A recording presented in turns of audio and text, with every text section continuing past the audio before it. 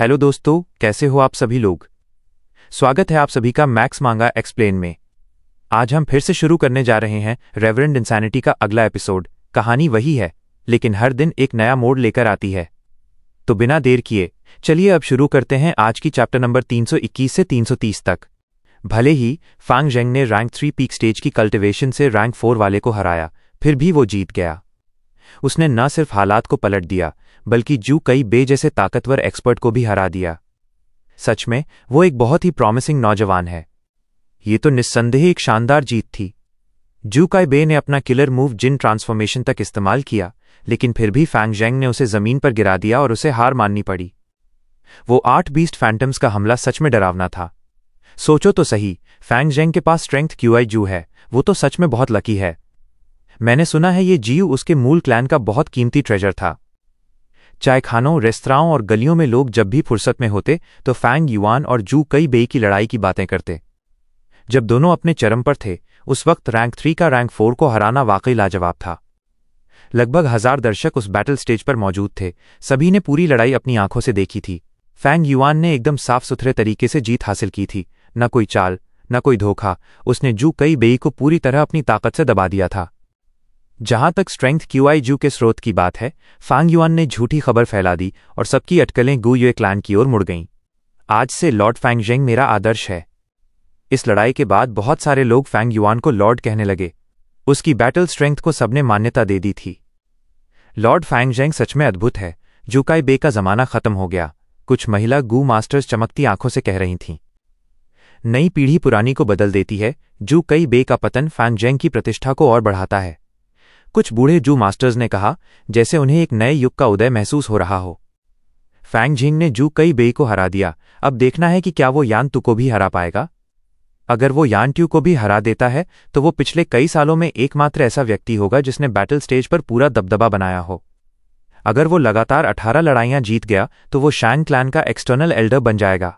इस लड़ाई ने पूरे बैटल स्टेज को हिलाकर रख दिया। पुरानी व्यवस्था टूट गई और एक नई ताकत उभर कर सामने आई। लोग अब फांग युआन के भविष्य की बातें करने लगे, उत्साह और उम्मीद से भरे हुए।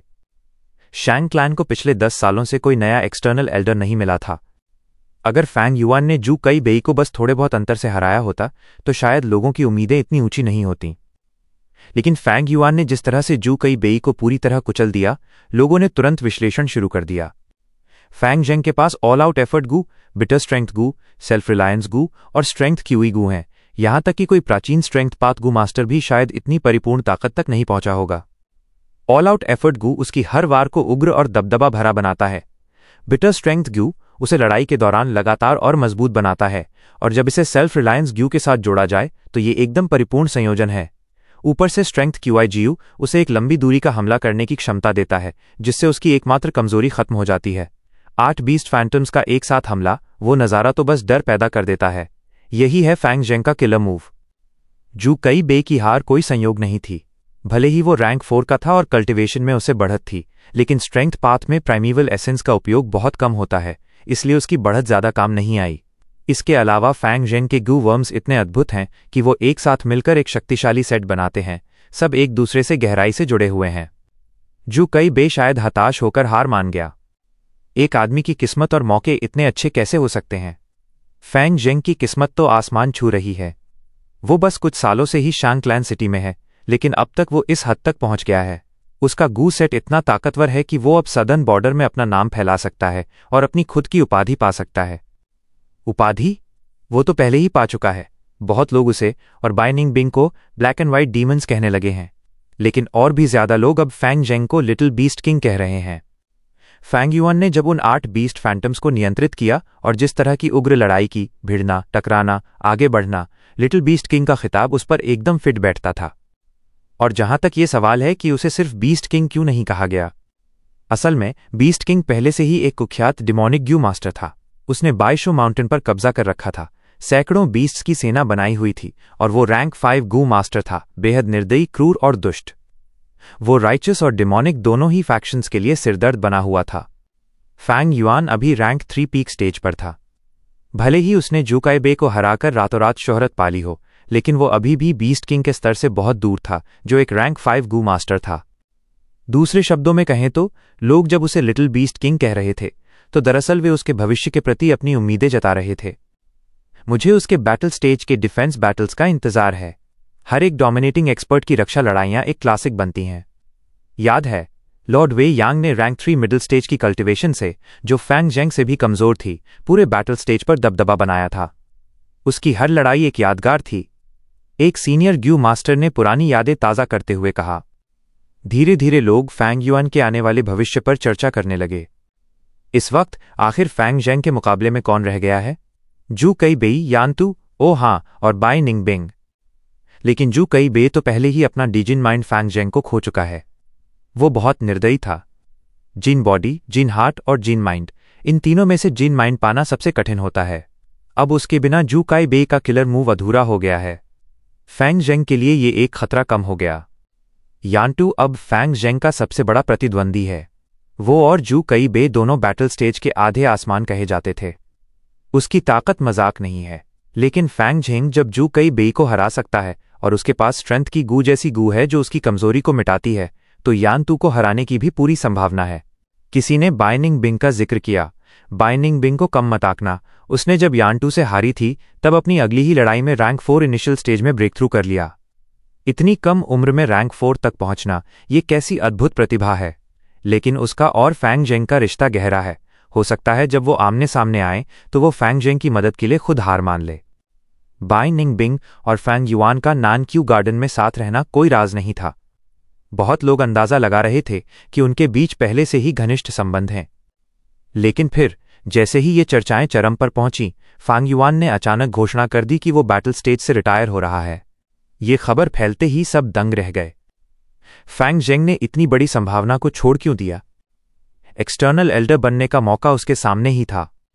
बहुत लोगों ने अफसोस जताया। क्या कोई छिपी हुई वजह है? डिमोनिक जू मास्टर्स अटकलें लगाने लगे? कहीं ऐसा तो नहीं कि शैंग क्लैन अब एक्सटर्नल एल्डर्स नहीं चाहता और उन्होंने फैंग जेंग को जबरदस्ती हटाया? द EMONIC जू मास्टर्स को अक्सर सुरक्षा की कमी महसूस होती थी। या फिर शांग क्लैन अपनी नीति बदलने वाला है और एक्सटर्नल एल्डर की पदवी ही खत्म कर देगा? शक संदेह ने सबको असमंजस में डाल दिया। शांग क्लैन का ये एक्सटर्नल एल्डर नीति सदर्न बॉर्डर में एकमात्र थी। सदर्न बॉर्डर में कई क्लैन्स के पास बैटल स्टेजेस हैं, लेकिन सबसे बड़ा और लोकप्रिय बैटल स्टेज तो नंबर 1 क्लैन वू क्लैन के पास है। लेकिन उन बैटल स्टेजेस पर ज्यादातर उनके अपने क्लैन्समैन ही लड़ते हैं। बाहरी लोगों को मौका कम मिलता है। इसलिए शांग क्लैन की एक्सटर्नल एल्डर नीति बहुत लोकप्रिय हुई, जिसने अनगिनत प्रतिभाओं को आकर्षित किया। शांग यान फेई को लगा कि कुछ गड़बड़ है, इसलिए उसने तुरंत इस मसले को साफ करने की कोशिश की। हालांकि उसने गुप्त रूप से जू कई बेई और यानतू, इन दोनों मोहरों का इस्तेमाल बैटल स्टेज को नियंत्रित करने के लिए किया था, लेकिन ऐसी बात कभी सामने नहीं आ सकती थी। शांग यान फेई के अधिकार और प्रभाव ने जल्द ही इस पूरे मामले को शांत कर दिया। कुछ ही दिन बाद फैंग युआन ने सार्वजनिक रूप से घोषणा की कि वो शांग सिनसियाई की मदद करेगा ताकि वो यंग मास्टर की जगह हासिल कर सके। ये सुनते ही सबका ध्यान बैटल स्टेज से हटकर यंग मास्टर की प्रतियोगिता पर जा पहुंचा। क्योंकि शांगयाजी की झूठी अकाउंटिंग का भेद खुल चुका था, उसका यंग मास्टर का पद छीन लिया गया था और अब वो जगह खाली थी। शांग यान फेई के बहुत सारे बच्चे इस पद को पाने के लिए लालायित थे। मैंने पहले ही सुना है कि फैंग जेंग बहुत वफादार और न्यायप्रिय व्यक्ति है। उसके अपने जीवन के सिद्धांत हैं। जिसने मुसीबत में मदद की उसे वो झरने की तरह लौटाता है और जिसने बुरा किया उससे 100 गुना बदला लेता है। वो सच में जिम्मेदार इंसान है। किसी ने उसकी तारीफ की। शांग सिनसियाई को यंग मास्टर बनाने में मदद करने के लिए उसने एक्सटर्नल क्लैन एल्डर की पदवी तक छोड़ दी, जो बस एक कदम दूर थी। ये तो वाकई कुछ लोग समझ नहीं पा रहे थे। शायद उसका और शांग सिनसियाई का कोई गुप्त रिश्ता है। अगर मैं उसकी जगह होता तो मैं भी ऐसा ही करता। ये भी संभव है, लेकिन अगर ऐसा है तो बाई निंगबिंग का क्या होगा? लोगों में गपशप की आदत होती ही है और ये खबर आग की तरह फैल गई। अब फैंग युआन, बाई निंगबिंग और शांग सिनसियाई की ट्रायंगल रिलेशनशिप पूरे शहर में चर्चा का विषय बन गई। थोड़े ही समय बाद बाई निंगबिंग ने भी घोषणा की कि वो बैटल स्टेज से रिटायर हो रही है। क्या? बाई निंगबिंग भी शांग सिनसियाई की मदद करने जा रही है? किसी ने हैरानी से कहा। ये क्या हो रहा है इस दुनिया में? किसी को एक्सटर्नल एल्डर बनना नहीं है क्या? कई लोगों का नजरिया ही बदल गया। बाई निंगबिंग तो सच में बहादुर है। वो फैंग जेंग को छोड़ नहीं पाई। प्यार के लिए उसने सब छोड़ दिया और इस झगड़े में उतर गई। दरअसल ये तीनों का उलझा हुआ रिश्ता तो तब से शुरू हुआ था जब वो पहली बार मिले थे, और ऐसे ही तरह तरह की अफवाहें फैलने लगीं। लोगों ने अपने मन से अनगिनत कहानियां गढ़ लीं, यहां तक कि कुछ नाटक और नाट्य मंच भी लगने लगे जहां फैंग बाई और शांग की इस त्रिकोणीय कहानी को दिखाया जाता था। और ये नाटक तो ऐसे बिक रहे थे जैसे गरम समोसे। इन सब बातों को अगर नज़रअंदाज भी किया जाए तो भी फैंग और बाई के इस कदम ने शांग एक्सिनसीआई को ध्यान का केंद्र बना दिया था। अब बाई निंगबिंग रैंक 4 इनिशियल स्टेज पर थी, और रैंक 4 गू मास्टर तो छोटे या मध्यम क्लैन्स में क्लैन लीडर के बराबर होता है। भले ही फैंग युआन अभी रैंक 3 पीक स्टेज पर था, लेकिन उसकी बैटल स्ट्रेंथ रैंक 4 गू मास्टर्स के बराबर थी। लोग सोचने लगे, अगर वो रैंक 4 बन गया तो फिर उसकी ताकत की कल्पना भी कौन कर सकता है।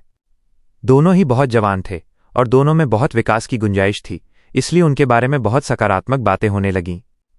इन दो ताकतवर लोगों की मदद से शांग सिनसियाई तुरंत ही यंग मास्टर की दौड़ में दूसरे नंबर की सबसे संभावित उम्मीदवार बन गई। उससे पहले तक लोग सोचते थे कि शांग यीफान के पास सबसे ज्यादा उम्मीदें हैं यंग मास्टर बनने की, लेकिन जब फैंग और बाई ने शांग सिनसियाई का साथ दिया तो सारा समीकरण बदल गया। अब ये एक सीधी टक्कर बन गई थी दोनों पक्षों के बीच। शांग यीफान लंबा नहीं था, बल्कि थोड़ा नाटा था। चील जैसी नाक, छोटी छोटी आंखें और उसकी नजरों में एक तेज चमक थी। शांग सिनसियाई, वो अपने स्टडी रूम की लकड़ी की कुर्सी पर बैठा बुदबुदाया। उसका चेहरा बदलता जा रहा था, जैसे कुछ सोच रहा हो। उसके सामने एक व्यक्ति बैठा था। वो कोई और नहीं बल्कि शांग याजी था। छोटे भाई यीफान, मैं तुम्हारी मदद करने आया हूं। शांग सिनसियाई के पास अब फैंग और बाई का साथ है। वो तुम्हारी सबसे बड़ी प्रतिद्वंदी बन गई है। खासकर वो फैंग जेंग, उससे सावधान रहना, वो चालाक और कपटी है, उसी ने मेरी बर्बादी की। शांग याजी ने दांत पीसते हुए कहा। शांग याजी ने कहा, मैं हार गया, लेकिन अभी पूरी तरह नाकाम नहीं हुआ हूं।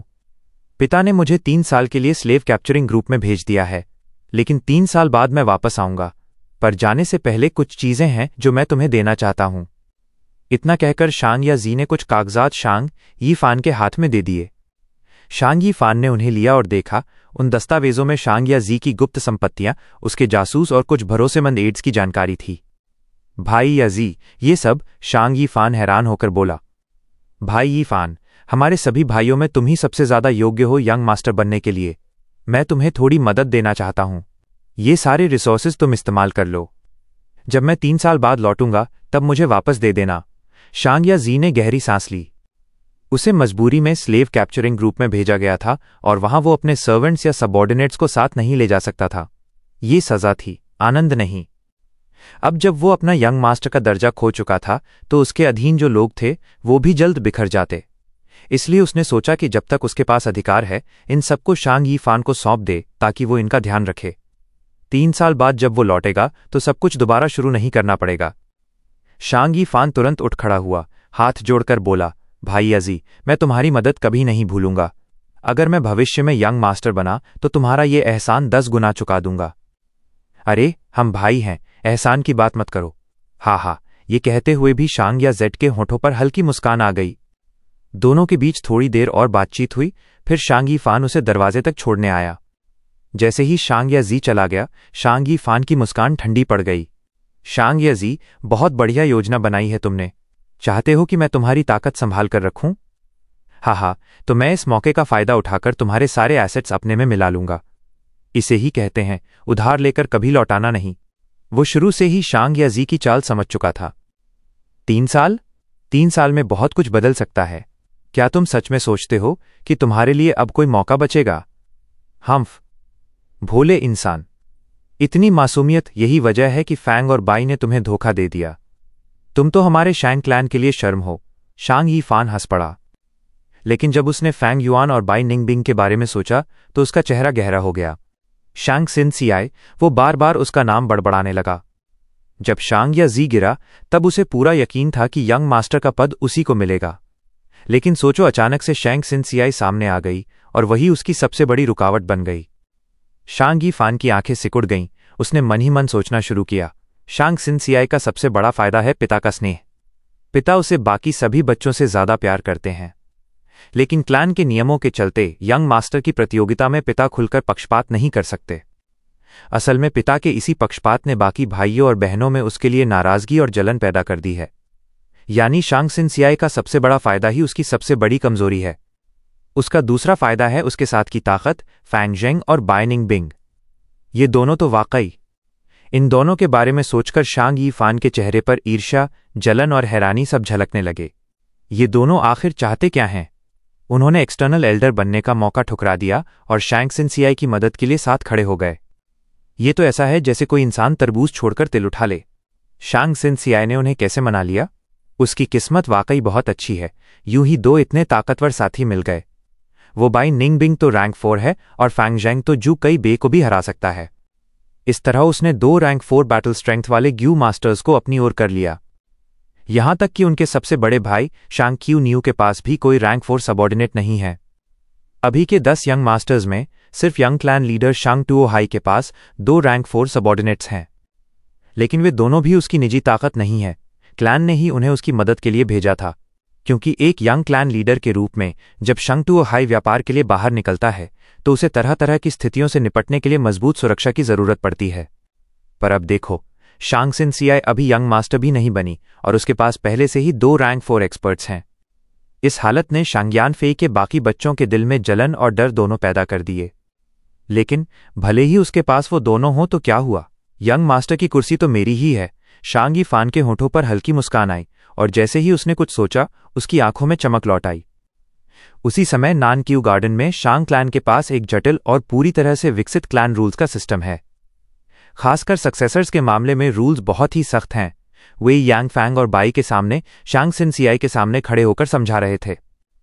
अगर लेडी सिनसियाई यंग मास्टर बनना चाहती हैं तो उसे शांग क्लैन का टेस्ट पास करना होगा। ये टेस्ट एक ट्रेडिशन है और इसका सिर्फ एक ही तरीका है जो कि ट्रेडिंग है। शांग क्लैन ने ट्रेडिंग के जरिए अपनी ताकत बढ़ाई थी।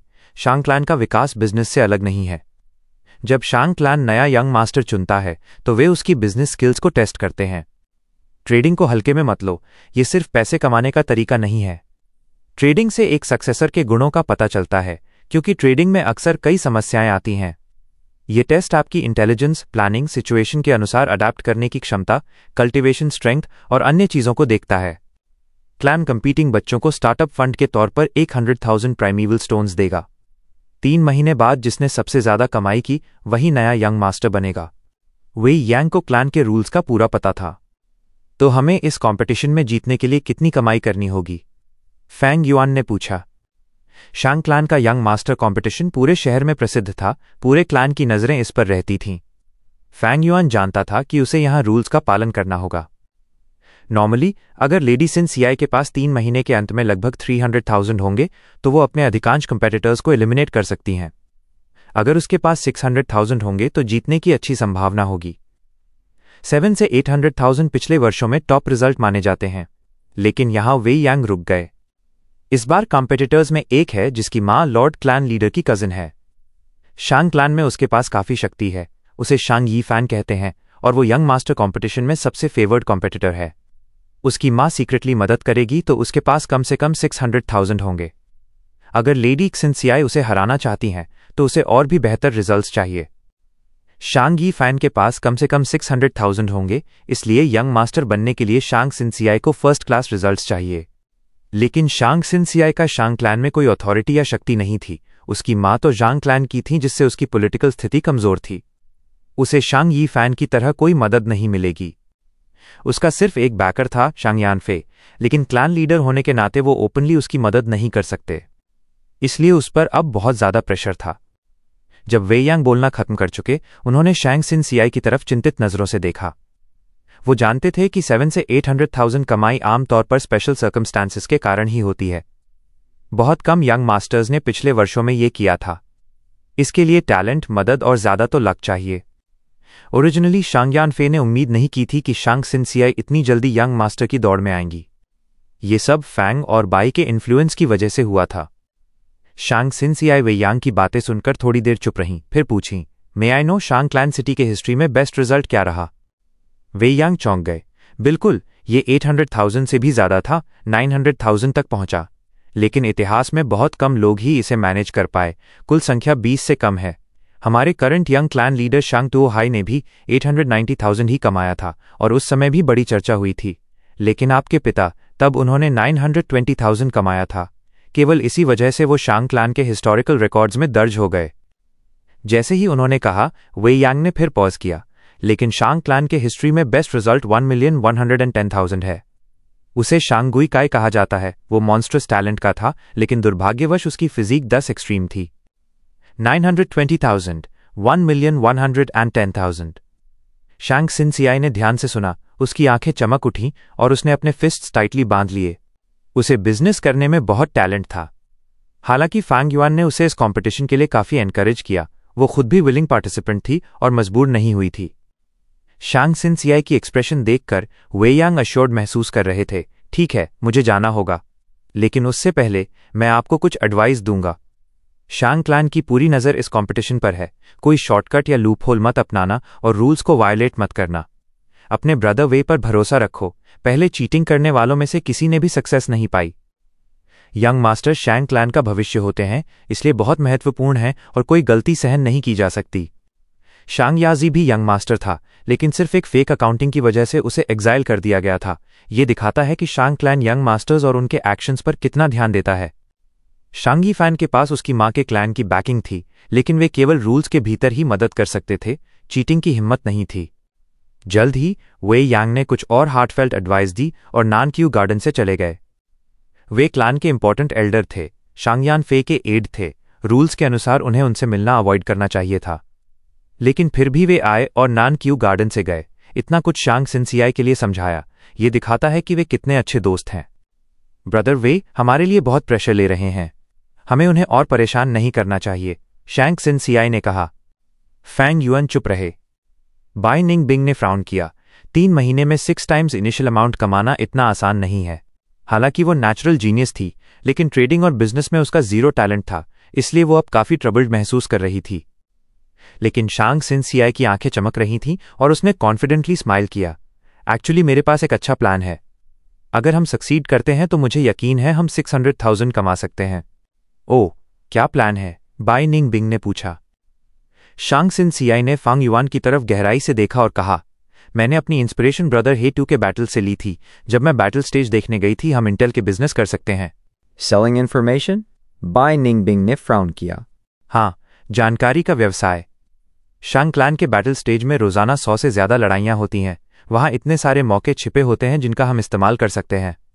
मैंने सोचा है हम बैटल स्टेज के प्रतिभागियों के ग्यू मास्टर की जानकारी इकट्ठा कर सकते हैं और बेच सकते हैं। हम कुछ प्रसिद्ध लोगों को हायर कर सकते हैं, लड़ाई से पहले भविष्यवाणी करने के लिए और लड़ाई के बाद आलोचना करने के लिए, और भी बहुत कुछ। शांग सिनसियाई मुस्कुराते हुए जवाब दी। बहुत बढ़िया, बाई निंग बिंग ने खुश होकर कहा। यह विचार शानदार था। बाई निंग बिंग ने कई लड़ाइयों में भाग लिया था। उसे इस बात की गहराई से समझ थी कि यह विचार कितना शानदार था। तुरंत ही उसने जान लिया कि यह विचार उनके लिए भारी मुनाफा ला सकता है। यहां तक कि फैंग युआन भी हैरान होकर उसे देख रहा था। इस विचार को उसने अपने पिछले जीवन में सोचा था और व्यू क्लैन में इसका इस्तेमाल भी किया था। वू क्लैन का बैटल स्टेज और भी भव्य और ज्यादा जीवन था। फैंग युआन के इस विचार ने बहुत हलचल मचाई और उसे रोजाना बहुत सारा पैसा कमाने में मदद की। लेकिन ज्यादा समय नहीं बीता, वू क्लैन ने हस्तक्षेप किया और सभी तरह की प्रतिस्पर्धा और दबाव आया। बस कुछ ही महीनों में उसका मुनाफा घट गया और उसका व्यवसाय आधे साल के अंदर बंद हो गया। फैंग युआन ने सोचा वो ये विचार इसलिए सोच पाया क्योंकि उसे अर्थ की यादें थीं, लेकिन शांग सिनसियाई का इसे मूल निवासी की तरह सोच पाना अत्यंत प्रभावशाली था। ये उसके व्यापार और ट्रेड में असाधारण प्रतिभा को दिखाता था। हालांकि ये विचार अच्छा था। फांग युआन ने सिर हिलाया। शांग सिनसियाई ने दांत पीसते हुए कहा, क्या भाई हेट्यू को यह विचार बुरा लग रहा है? विचार अच्छा है, लेकिन यह काम नहीं करेगा। सिनसियाई, क्या तुम मुझ पर भरोसा करती हो? फैंग युआन ने गहरी नजर से शांग सिनसियाई को देखा। शांग सिनसियाई ने धीरे मुस्कुराते हुए जवाब दिया, भाई ही तूने मेरी जान बचाई, भरोसा करने के लिए क्या नहीं है। बाई निंग बिंग ने दिल में ठहाका मारा, लेकिन चुप रही। वो अंदरूनी थी, रास्ते भर उसे स्पष्ट रूप से पता था। शांग सिनसियाई की तकलीफ का कारण केवल फैंग युआन ही था। फैंग युआन ने सिर हिलाया, चूंकि तुम मुझ पर भरोसा करती हो, मेरी बात सुनो। हमें बस 20 दिन चाहिए तुम्हारे प्राइमीवल स्टोन्स को 3 गुना करने के लिए। सच में? शांग सिनसियाई ने जिज्ञासा व्यक्त की। तो मैं भाई की हिदायत मानूंगी। इस बार उसने क्या योजना बनाई है? किसको नुकसान पहुंचाने की सोच रहा है? बाई निंग बिंग ने फैंग युआन को अपनी आंख के कोने से देखा और अपने मन में अनुमान लगाया। सैनचा माउंटेन, जुओ क्लान के लैंगजान माउंटेन और चे क्लान के फेलाई माउंटेन के बीच स्थित। जुओ क्लैन और चे क्लैन, पहले का इतिहास 600 साल और बाद वाले का 580 साल का था। दोनों शत्रु थे। सदियों की नफरत और वैमनस्य ने दोनों को कट्टर दुश्मन बना दिया था। पिछले 100 सालों से दोनों कब्जा करने के लिए सांचा माउंटेन पर विस्तार कर रहे हैं और लड़ रहे थे। सांचा माउंटेन के पहाड़ी बीच में एक इंटेंस लड़ाई हुई थी और ये समाप्त होने के करीब थी। जमीन पर खून बह रहा था और दसियों गू मास्टर की लाशें बिछी हुई थीं। 7 लोग अब भी खड़े थे, 3 जुओ क्लैन के, 4 चे क्लैन के। जुओ क्लैन के एल्डर जुओ वू शेंग के सीने में गहरा छेद था, खून बह रहा था। वो अपनी चोट को दबाते हुए जुओ चान यू के सामने खड़ा था, गंभीर भाव के साथ। बिग मिसी, अब जाओ, हम उन्हें रोक देंगे। जुओ चान यू जुओ क्लैन के नेता की बड़ी बेटी थी, एक ग्रेट एप्टीट्यूड वाली और जुओ क्लैन की भविष्य की उम्मीद।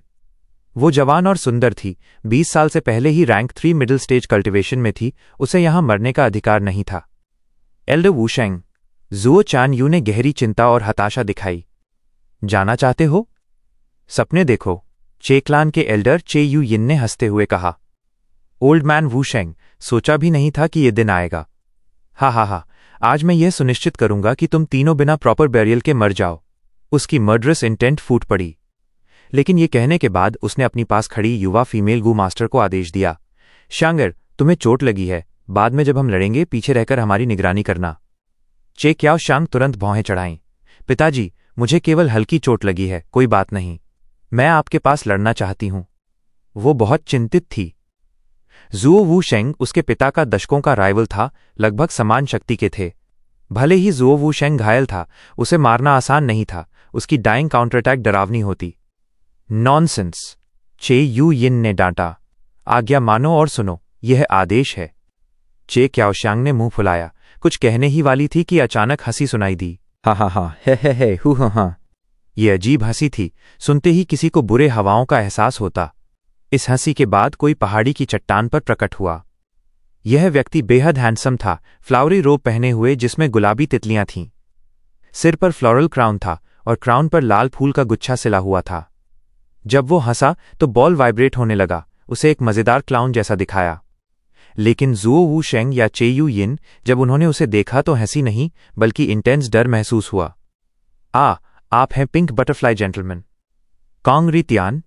दोनों ने एक साथ आवाज लगाई और उसकी पहचान सामने आ गई।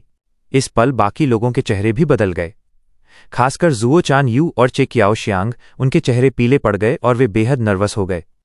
ये कांग री तियान एक दानव गू मास्टर था जिसकी बहुत ही बुरी छवि थी। वो गुलाबी तितलियों वाला फूलों वाला रोब पहनना पसंद करता था, इसलिए उसे पिंक बटरफ्लाई जेंटलमैन कहा जाता था। लेकिन सच्चाई ये थी कि वो एक सीरियल रेपिस्ट था जो कुंवारी महिलाओं को निशाना बनाता था। वो हर किसी से नफरत किया जाता था, इसलिए अकेला रहता था। सबसे महत्वपूर्ण उसकी रैंक 4 कल्टिवेशन थी और उसके आने से ही बैटल सिचुएशन बदल सकती थी। जुओ क्लान और चे क्लान परेशान हो गए। उनके मुख्य फाइटर चे यू यिन और जुओ वू शेंग घायल थे और उनके पास केवल रैंक 3 कल्टिवेशन थी। हा, हे, हु, हाँ, मैं ही कॉन्ग री तियान हूं। अपने पहचान खुल जाने के बावजूद पिंक बटरफ्लाई जेंटलमैन बेहद खुश था और अजीब तरह से हंस रहा था। अचानक उसने अपनी आस्तीन हिलाई और अपनी प्राइमेवल एसेंस डाली, जिससे बैटलफील्ड पर फूलों की बारिश होने लगी। गुलाबी पंखुड़ियां तितलियों में बदल गईं और हवा में उड़ने लगीं। तुरंत खुशबू पूरे बैटलफील्ड में फैल गई। जुओ क्लान और चे क्लान जल्दी से अपनी रक्षा में लगे और अपनी एबिलिटीज का इस्तेमाल किया।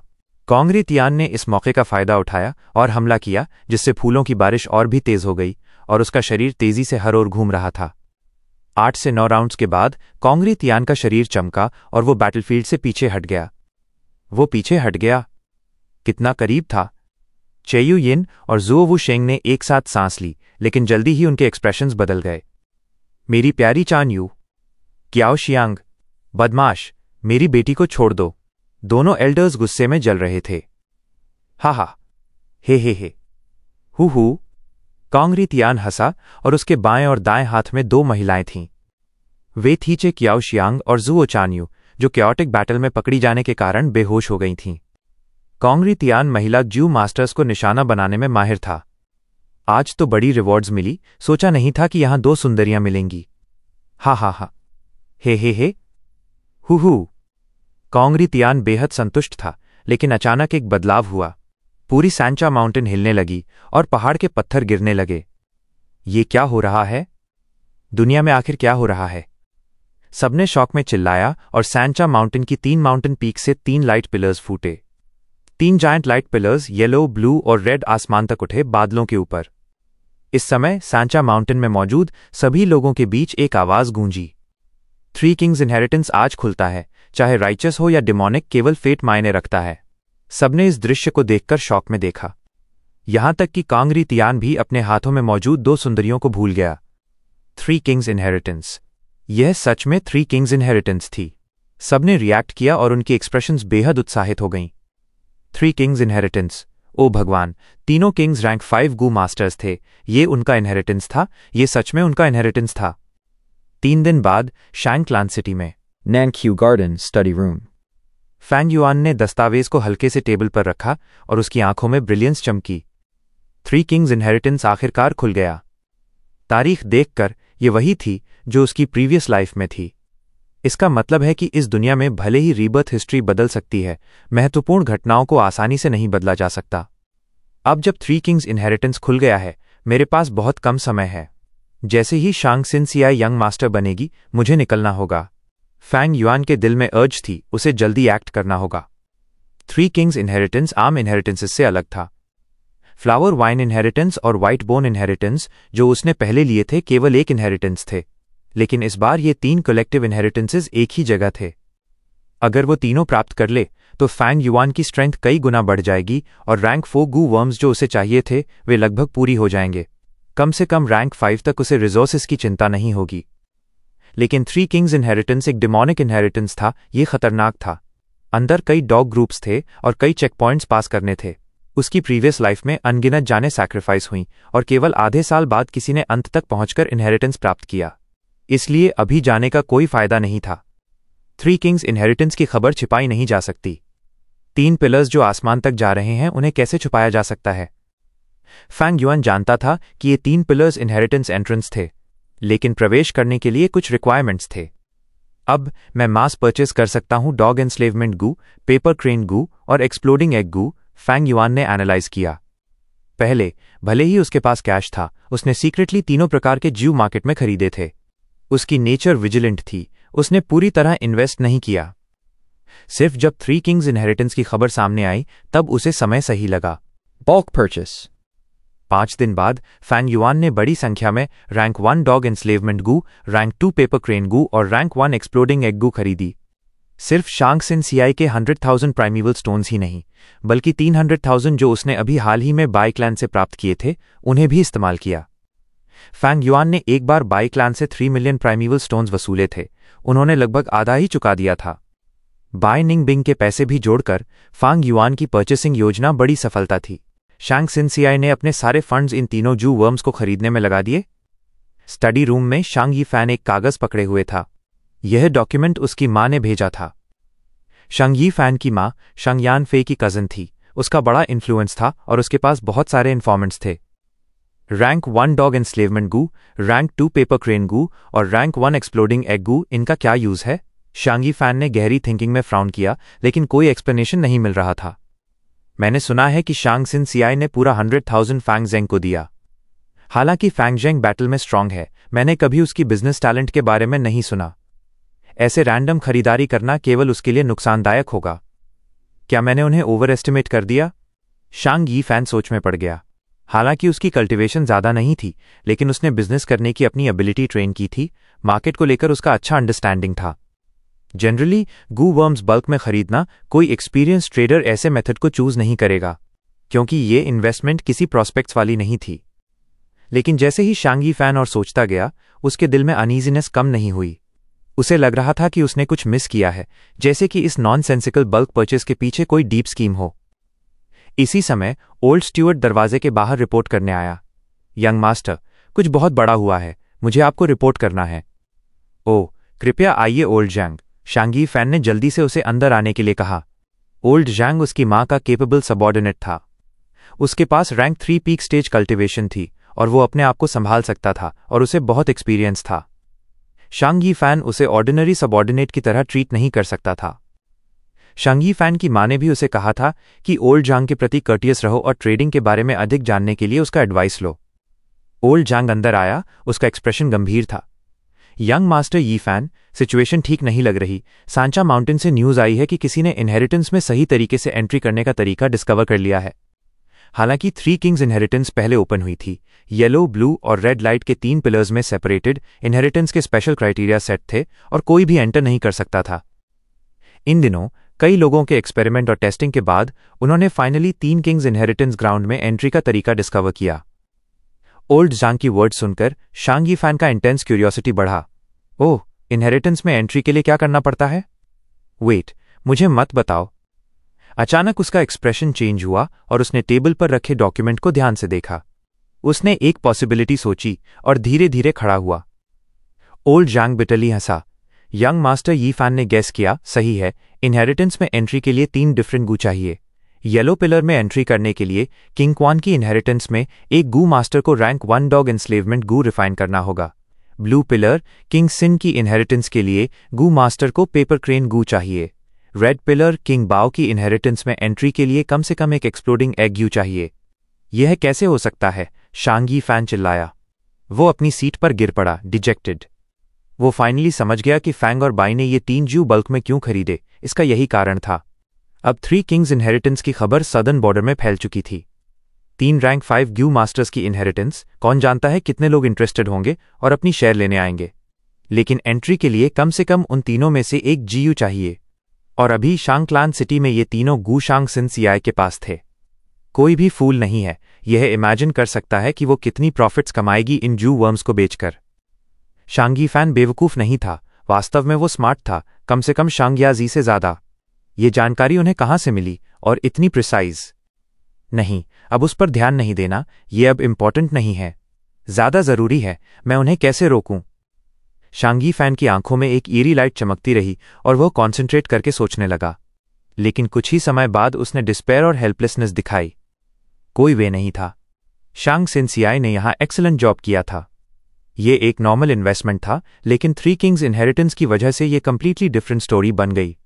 जब उन्होंने ग्यू खरीदे, शांग सिन सियाई ने 100,000 प्राइमीवल स्टोन से भी ज्यादा खर्च किए, लेकिन ये रूल्स के खिलाफ नहीं था। मैक्सिमम ये एक कर्व बॉल था। जैसे ही वे प्राइमीवल स्टोन्स अर्न कर लें और इनिशियल कैपिटल के हिसाब से प्रॉफिट्स कैलकुलेट करें, कोई प्रॉब्लम नहीं थी।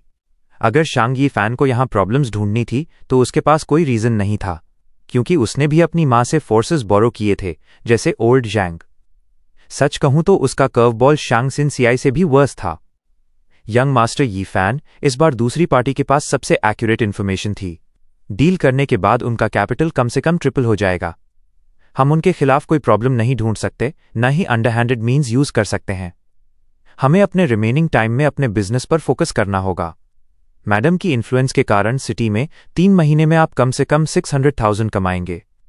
यंग मास्टर, हम अभी भी जीत सकते हैं, ओल्ड जैंग ने समझाया। हाँ, हमें बस यही होप करनी होगी। शांग यी फैन ने गहरी सांस ली, लेकिन उसकी चिंता कम नहीं हुई। यंग मास्टर प्रतियोगिता के बारे में बात करें तो ये तो बस शुरुआत थी, लेकिन उसे पहले ही एक सरप्राइज मिल चुका था। कौन जाने आगे क्या हो सकता है। आत्मविश्वासी शांग यी फैन अब धीरे धीरे संशय में पड़ने लगा। 3 किंग्स, यानी किंग क्वान, किंग सिन और किंग बाओ, इनकी उत्पत्ति 300 साल पहले की थी। 3 किंग्स वैंग कबीले से थे। वैंग कबीले को उनके शत्रु वू कबीले ने समाप्त कर दिया था, लेकिन 3 बच्चों को बचा लिया था। ये 3 बच्चे थे, 2 लड़के और 1 लड़की। सबसे बड़ा 8 साल का था, जो भविष्य में किंग क्वान बनेगा। सबसे छोटा 5 साल का था, वही किंग बाओ बनेगा। और लड़की, भविष्य की किंग सिन, उस समय सिर्फ 6 साल की थी। वू कबीला अपने शेष बलों को समाहित करने में व्यस्त था, ताकि वांग कबीले से मिलने वाले फायदे को पूरी तरह से हड़प सके। 3 बच्चों से क्या कर सकते थे? वे गू मास्टर्स भी नहीं थे, इसलिए बच्चों की कोई परवाह नहीं की, बस एक गिरफ्तारी वारंट भेज दिया और भूल गए। जिन्हें बच्चों को मारने भेजा गया, वो भी आलसी था। उसने 3 बच्चों को मारने के लिए भेजा, लेकिन ये दिखावा किया कि उसने मिशन पूरा कर लिया और वापस आ गया। ऐसे ही 3 बच्चे अनजाने में बच गए। उन्होंने कठिनाइयां झेली, कष्ट सहा और मुश्किल से जीवित रहे। एक दूसरे का सहारा लेकर उन्होंने गहरा संबंध विकसित किया। जैसे जैसे वे बड़े हुए, वू कबीले के प्रति उनका नफरत और गहरी होती गई। लेकिन जब वू कबीला वैंग कबीले को अपने अंदर मिला चुका था, वे बहुत मजबूत हो गए थे। वे 3 पहाड़ों के मालिक थे। वर्षों तक संचालन के बाद उनकी ताकत और भी गहरी हो गई थी। 3 किंग्स अकेले थे, उन्हें अपनी एपेचर को जागृत करने का भी मौका नहीं मिला। वू कबीले से बदला लेना उनके लिए असंभव सपना था। लेकिन जिंदगी अनिश्चित है और किस्मत रहस्यमय तरीके से काम करती है। आप कभी नहीं जान सकते कि भविष्य में आपकी किस्मत क्या लाएगी। एक बार जब वे अपनी जीविका के लिए पहाड़ों पर जड़ी बूटियां इकट्ठा करने गए तो तीनों को एक प्राचीन इनहेरिटेंस ग्राउंड में फेंक दिया गया। यह कोई साधारण इनहेरिटेंस नहीं थी, यह एक रहस्यमय रैंक 6 गू इमॉर्टल द्वारा छोड़ा गया था। 3 किंग्स की किस्मत बदल गई। उन्होंने हर एक ने रैंक 6 जू इमॉर्टल की इनहेरिटेंस का एक हिस्सा प्राप्त किया और लगभग 100 साल मेहनत से कल्टिवेट किया। तीनों ने एक दूसरे को प्रोत्साहित किया और साथ में मेहनत की। जब वे सभी रैंक 5 तक पहुंचे, उन्होंने सोचा कि समय आ गया है और फिर वे वू कबीले से बदला लेने के लिए इनहेरिटेंस ग्राउंड से बाहर आए। उस समय वू कबीला अपने विकास के शिखर पर था। 3 किंग्स ने कोई योजना या चाल नहीं बनाई, सीधे उनके द्वार पर पहुंच गए। वू कबीले का नेता रैंक 5 गू मास्टर था। वो 3 रैंक 5 गू मास्टर्स के हमले को कैसे सह सकता था, खासकर जब ये 3 रैंक 5 गू मास्टर्स प्राचीन इनहेरिटेंस के वारिस थे। किंग क्वान ने अपने कुत्तों की सेना को बुलाया। जैसे ही उसने हाथ हिलाया, एक विशाल सेना सामने आ गई। कुत्तों के समूह समुद्र की तरह थे, वू कबीले के गांव को लीलते हुए। किंग सिन तेज और फुर्तीली थी, भूत की तरह चलती हुई वू कबीले के सभी उच्च अधिकारियों को मार डाला, जिससे उनके पास कोई नेता नहीं बचा और वे अराजकता में गिर गए। किंग बाओ हिंसक और सीधे था। जब भी वो हमला करता, आकाश हिल जाता, पहाड़ों के पत्थर फटते। मजबूत और अजेय व्यू कबीला 3 दिनों में 3 किंग्स द्वारा समाप्त कर दिया गया। तीनों पहाड़ों की स्पिरिट स्प्रिंग्स नष्ट हो गई, पहाड़ी रास्तों पर लाशें पड़ीं, जमीन पर खून बह रहा था। ये एक भयानक दृश्य था।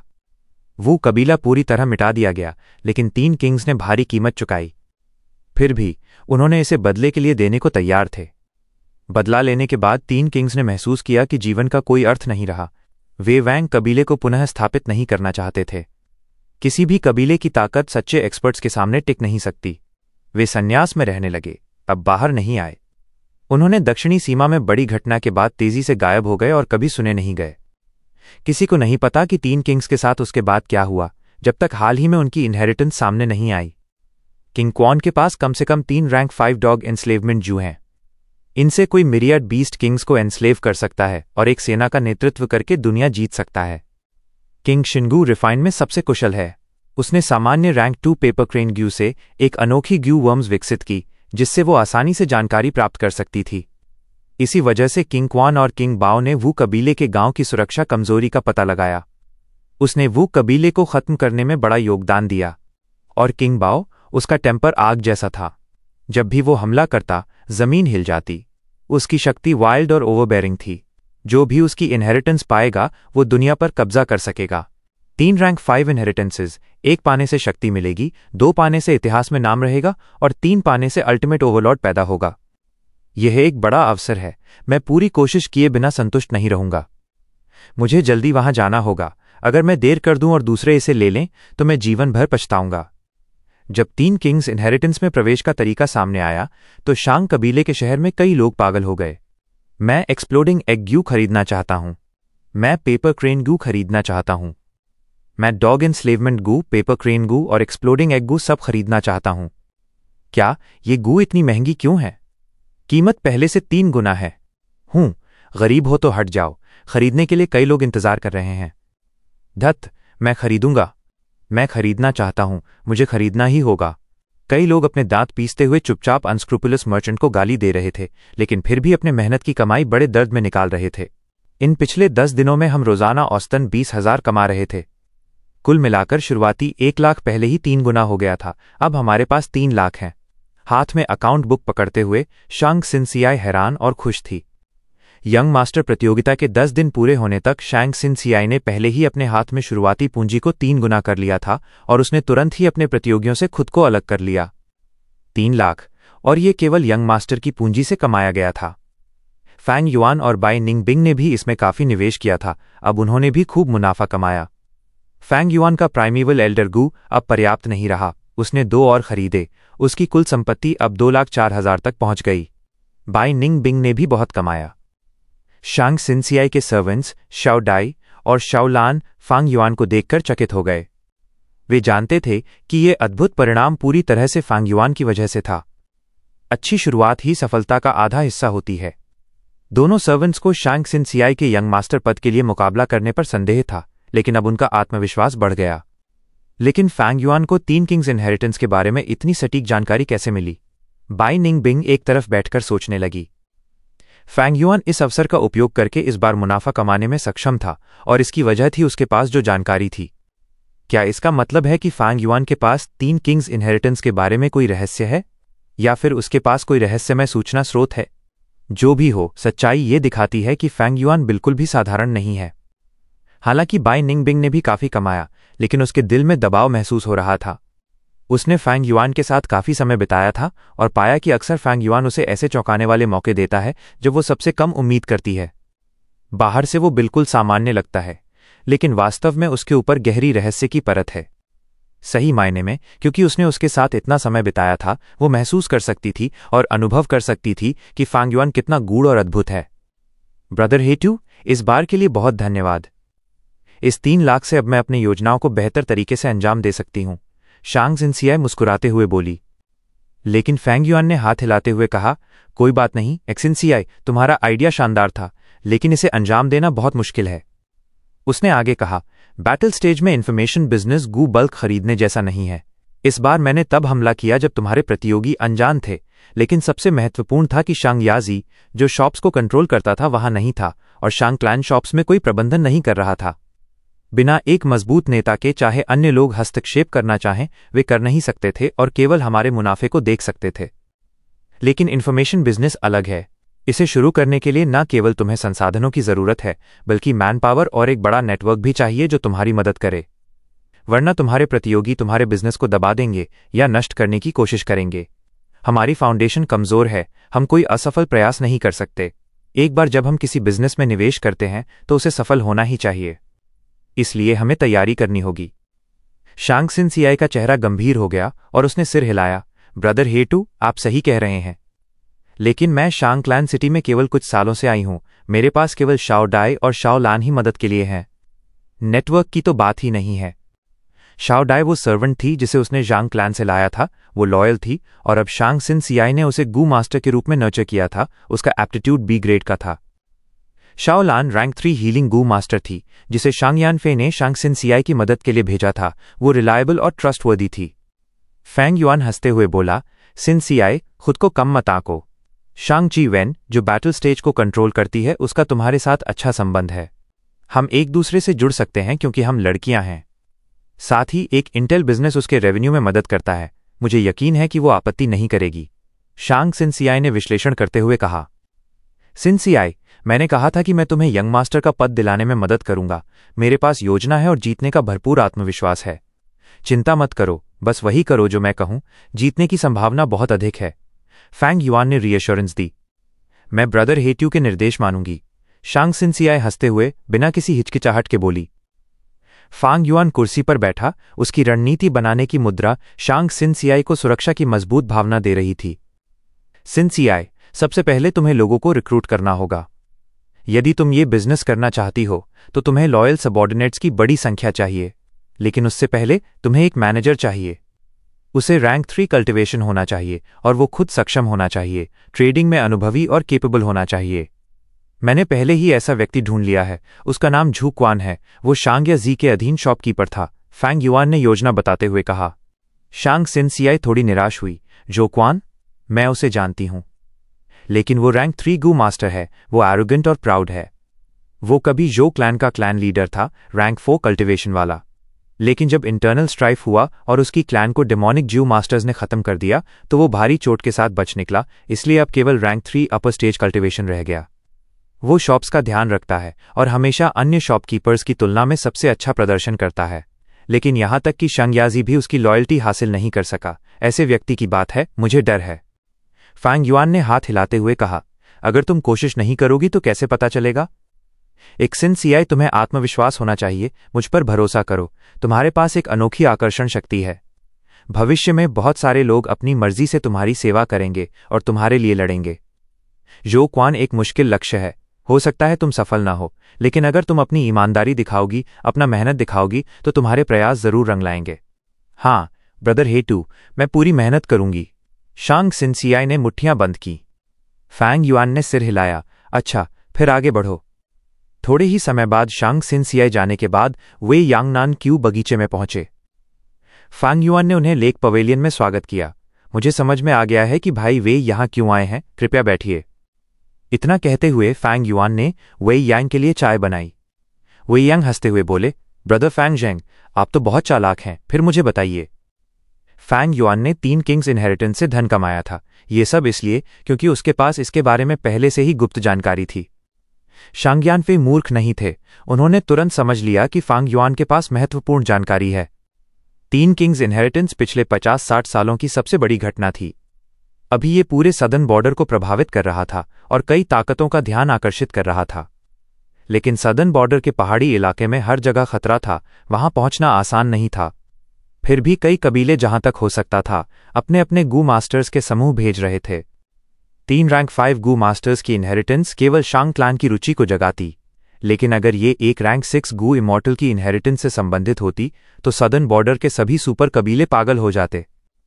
रैंक 6 गो इमॉर्टल की इनहेरिटेंस इतनी मूल्यवान थी कि यहां तक कि वे सिक्लूडेड रैंक 6 गो इमॉर्टल्स भी दिखाई देते।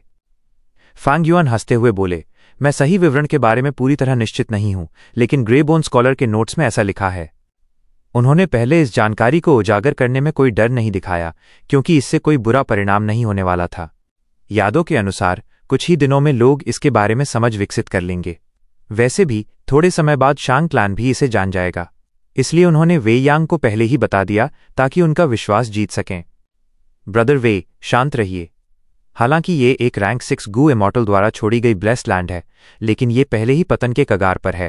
पहले इस ब्लेस्ड लैंड पर 3 किंग्स ने कब्जा किया था और उन्होंने अंदर के सभी संसाधन और खजाने निकाल लिए। अब 3 किंग्स ने इस ब्लेस्ड लैंड का इस्तेमाल अपनी इनहेरिटेंसेस बनाने के लिए किया, जिससे लैंड पर और भी दबाव पड़ा। अंत में ये नष्ट होकर हवा में विलीन हो जाएगी। फैंग युआन धीरे धीरे बोले, ओह ऐसा है। वेई यांग की आंखों में तेज रोशनी चमकी और वो जल्दी से जानकारी को प्रोसेस करने लगे। ये सब ग्रे बोन स्कॉलर के नोट्स में लिखा था, लेकिन अपनी सुरक्षा सुनिश्चित करने के लिए मैंने ये सभी दस्तावेज नष्ट कर दिए हैं, मैं आपको नहीं दिखा सकता। फैंग युआन हल्के से मुस्कुराए, भाई ये बहुत बड़ी बात है। ये नहीं कि मैं आप पर भरोसा नहीं करता, लेकिन मुझे लॉर्ड क्लैन लीडर को रिपोर्ट करना होगा और उन्हें निर्णय लेना होगा। वेई यांग गंभीर थे। फैंग युआन ने समझ दिखाते हुए कहा, अगर शैंग क्लैन खोज टीम भेजना चाहती है तो मेरे पास कुछ जानकारी है जो मददगार हो सकती है। फैंग युआन को इनहेरिटेंस के अंदर की चीजों की थोड़ी जानकारी थी। हाँ, इस मामले में मैं आपको नुकसान नहीं होने दूंगा। कीमत बताइए। वेई यांग फेंगयू मैनर के प्रभारी थे और शहर में इंटेल कंट्रोल करते थे। फैंग युआन ने सोचा और कहा 400,000। वेई यांग ने भौहें उठाईं। रैंक 6 गू इमॉर्टल की इनहेरिटेंस की जानकारी के लिए 400,000 बहुत कम है, लेकिन जानकारी की रिलायबिलिटी अभी पुष्टि नहीं हुई है। मैं आपको पहले 400,000 दे दूंगा, थोड़ी देर बाद जब इसे मूल्यांकन किया जाएगा। चिंता मत करो लिटिल ब्रदर, ब्रदर वे यहां है, तुम्हें नुकसान नहीं होगा। ब्रदर वे के शब्दों से मैं आश्वस्त हूं, फैंग युआन ने हंसते हुए कहा।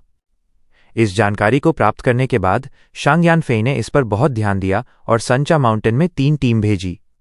प्रत्येक टीम में कम से कम 3 एल्डर्स थे। यह एक मजबूत निवेश था। कुछ दिनों बाद फांग युआन को वेई यांग से इन्फॉर्मेशन के लिए मुआवजा मिला। उसने जो जानकारी दी उसने शांग क्लैन की टीमों को बहुत मदद की और कई मौतों से बचाया। फंड्स प्राप्त करने के बाद फांग युआन ली रान के पास गया। ली रानवू क्लैन का एक जासूस था। अभी वो 3rd inner city battle stage में था। उसकी पहचान अभी गुप्त थी और कोई भी इसे नहीं जानता था सिवाय फैंग युआन के। मेरे पास 3 किंग्स इनहेरिटेंस के बारे में कुछ जानकारी है। मुझे यकीन है कि तुम्हारा वू क्लैन इसमें रुचि लेगा। फैंग युआन ने ली रान से सीक्रेटली मिलकर तुरंत कहा। दिन बीतते गए और 3 किंग्स की इनहेरिटेंस की खबर के साथ सांचा माउंटेन में अशांति का दौर शुरू हो गया। कई शक्तिशाली डिमोनिक गू मास्टर्स, राइचस गू मास्टर्स और हर तरह के लोग अपने अपने मकसद के साथ सांचा माउंटेन की ओर दौड़ पड़े। शुरुआत में शांग क्लैन स्थिति को नियंत्रित करता रहा, लगातार रीइंफोर्समेंट्स भेजता और इनहेरिटेंस के प्रवेश द्वारों पर अपनी ताकत दिखाता, यह साबित करता कि वे इनहेरिटेंस पाने के लिए कितने डिटरमाइंड हैं। लेकिन फिर वू क्लैन ने कदम उठाया और शांग क्लैन की ब्लॉकेड को तोड़ दिया।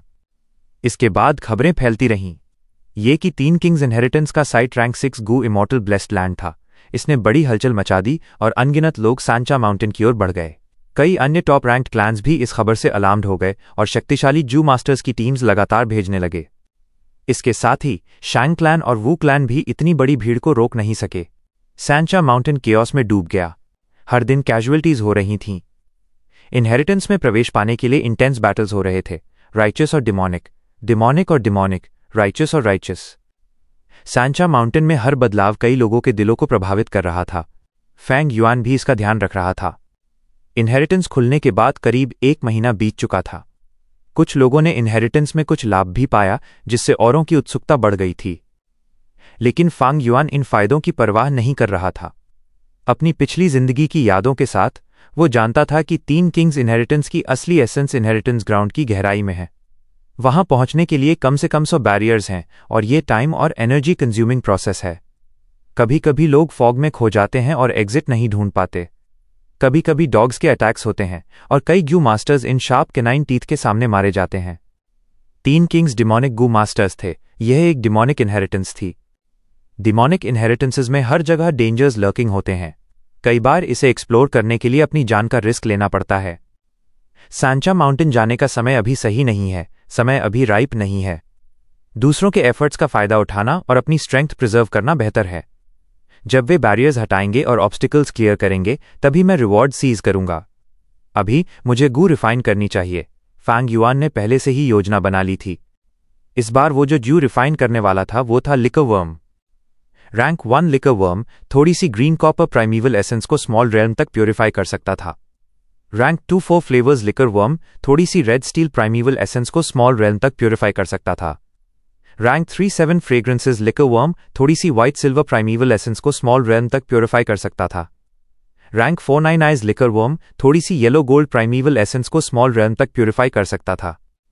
रैंक 5 लिकर वर्म हालांकि मौजूद नहीं था। जो recipe grand master liquor worm की रेसिपी पर काम कर रहा था वो बहुत प्रतिभाशाली था, लेकिन युवा अवस्था में ही एनिमीज ने उसे मार दिया और प्रीमेच्योर मृत्यु हो गई। जीनियसेस केवल पॉसिबिलिटी का प्रतिनिधित्व करते हैं। ऐसे कई केसेस हैं जहां जीनियसेस मैच्योर होने से पहले ही मर जाते हैं। लेकिन वर्तमान फांग युआन और बाय निंगबिंग को मैच्योर्ड कहा जा सकता है। उन्हें मारना आसान नहीं होगा। फैंग युआन ने 4 फ्लेवर्स लिकर वर्म को फ्यूज करने के बाद अभी तक यूज नहीं किया था और सिर्फ रेज कर रहा था, क्योंकि उसके पास बोन फ्लैश यूनिटी गू और बाइनिंग बिंग की मदद थी। 4 फ्लेवर्स लिकर वर्म का महत्व कम हो गया था। लेकिन अब स्थिति अलग थी। बाइनिंग बिंग अब रैंक 4 थी, जबकि Fang Yuan rank 3 peak stage में था। थोड़े समय बाद वो भी रैंक 4 इनिशियल स्टेज तक एडवांस कर जाएगा। उस समय उनकी कल्टिवेशन समान होगी। बोन फ्लैश यूनिटी गू की मदद फैंग युआन को कम होने वाली थी। उस समय रैंक 4 9 आइज लिकर वर्म उसकी कल्टिवेशन स्पीड को तेज कर देगा। 9 आइज लिकर वर्म रिफाइन करना था। जब शांग सिनसियाई जो क्वान को रिक्रूट करना शुरू कर रही थी, फांग युआन ने गू रिफाइन करने के लिए क्लोज डोर कल्टिवेशन में जाने का निर्णय लिया। बाइनिंग बिंग ने भी क्लोज डोर कल्टिवेशन चुना और सीक्रेटली गू रिफाइन कर रही थी। 4 फ्लेवर्स लिकर वर्म रिफाइन करने के लिए 2 रैंक 1 लिकर वर्म्स और सावर, स्वीट, बिटर और स्पाइसी फ्लेवर्स के वाइन की जरूरत होती थी। 7 फ्रेग्रेंसेस लिकर वर्म रिफाइन करने के लिए 2 4 फ्लेवर्स लिकर वर्म और 7 प्रकार की स्पाइसेस चाहिए। 9 आइज लिकर वर्म रिफाइन करने के लिए 2 7 फ्रेग्रेंसेस लिकर वर्म और 9 अलग अलग 100 बीस्ट किंग्स की आईबॉल्स चाहिए। अब फैंग युआन शांग क्लैन सिटी में था और उसके पास ह्यूज एडवांटेज था।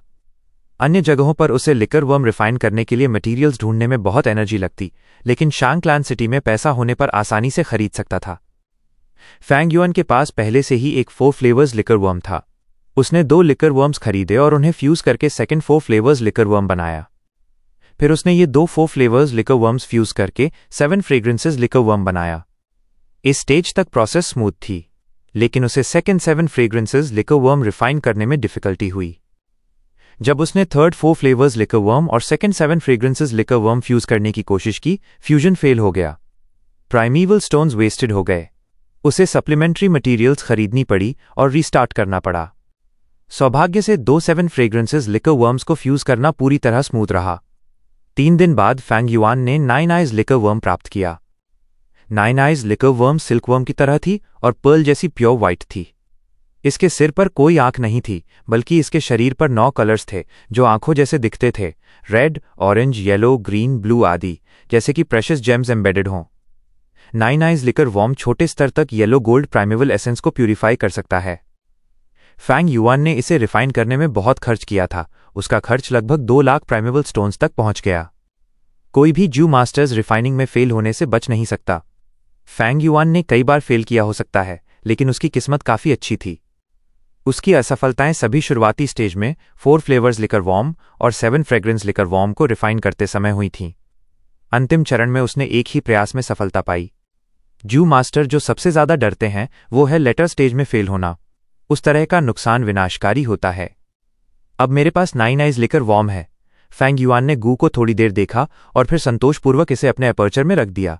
वो अभी केवल रैंक 3 पीक स्टेज में था और 9 आइज लिकर वॉर्म का इस्तेमाल नहीं कर सकता, उसे रैंक 4 तक इंतजार करना होगा।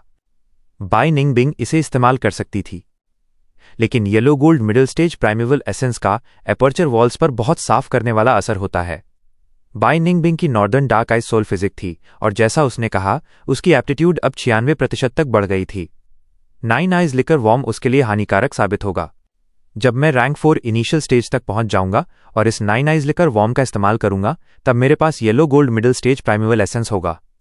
उस समय मेरी प्राइमेवल एसेंस की क्वालिटी पहली बार बाय निंगबिंग से बेहतर होगी। फैंग युआन को लग रहा था कि वो रैंक 4 रियल्म तक पहुंचने में ज्यादा दूर नहीं था। हालांकि उन्होंने एक वोव लिया था। फैंग युआन कभी भी बाय निंगबिंग नामक खतरे को नहीं भूला। दिन बीतते गए। कोंगरी तियन के बाद संचा माउंटेन इनहेरिटेंस ग्राउंड में एक महान डेमोनिक पाथ फिगर प्रकट हुआ। वो था Long King Tian, one who had dyed the sky blue before, एक प्रसिद्ध पॉइजन पाथ गू मास्टर। जब वो इनहेरिटेंस ग्राउंड में आया, उसने 3 शांग क्लान एल्डर्स को जहर से मार डाला और डेमोनिक पाथ के मॉरल को बहुत बड़ा बूस्ट दिया। सौभाग्य से 2 दिन बाद वू क्लान ने रैंक 4 एल्डर वू टोंगशन को भेजा और लॉन्ग किंग तियन को रोक दिया। इससे संचा माउंटेन की स्थिति संतुलन में आ गई।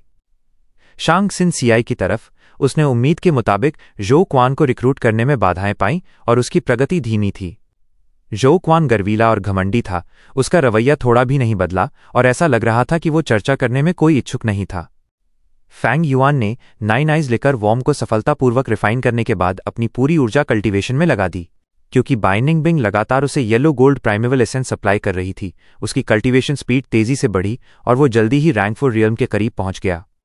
हालांकि इन दिनों स्प्रिंग ऑटम सिकाड़ा की रिकवरी स्पीड भी तेज हो रही थी और इसका दबाव फैंग युआन के रैंक 3 अपर्चर पर और अधिक स्पष्ट हो गया था। एक दिन शांगक्लान सिटी ने ऑस्पिशियस फेस्टिवल का स्वागत किया। यह शांगक्लान का पारंपरिक फेस्टिवल था। यह उस एंसेस्ट्रल को सम्मानित करने के लिए एक महत्वपूर्ण उत्सव है जिसने शांगक्लान की स्थापना की थी और पहला स्टॉल लगाया था। शांगक्लान का पहला एनिस्टर एक लेजेंडरी फिगर था। वो मूल रूप से एक सामान्य मॉर्टल था जो गरीबी में जीता था और व्यापार करके जीवन यापन करता था। एक निश्चित लेनदेन में उसने अनायास ही एक जू मास्टर का इनहेरिटेंस टोकन पाया। उसने इस टोकन का उपयोग करके जू मास्टर की विरासत को अपनाया और पूरी तरह नई दुनिया में कदम रखा।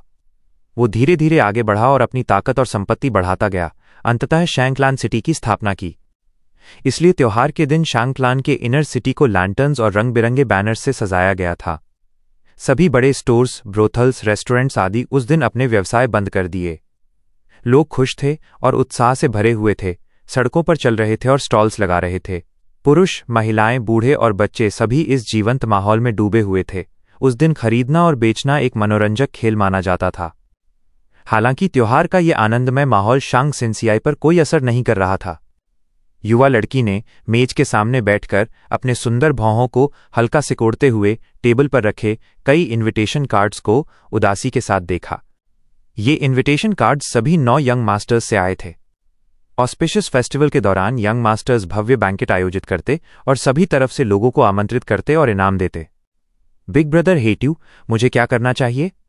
शांग सिनसियाई एक दुविधा में थी और अनायास ही मार्गदर्शन के लिए फैंग युआन की तरफ देखी। सिनसियाई, हमारी सेल्स ने तुम्हारे 100,000 कैपिटल को 3 गुना कर दिया है और अब तुम यंग मास्टर कंपटीशन जीतने की सबसे लोकप्रिय उम्मीदवारों में से एक हो। वे स्वाभाविक रूप से तुम्हें आमंत्रित करेंगे। फैंग युआन मुस्कुराया और आगे बोला, हालांकि हमारे पास केवल इन 9 इन्विटेशन में से एक चुनने का विकल्प है।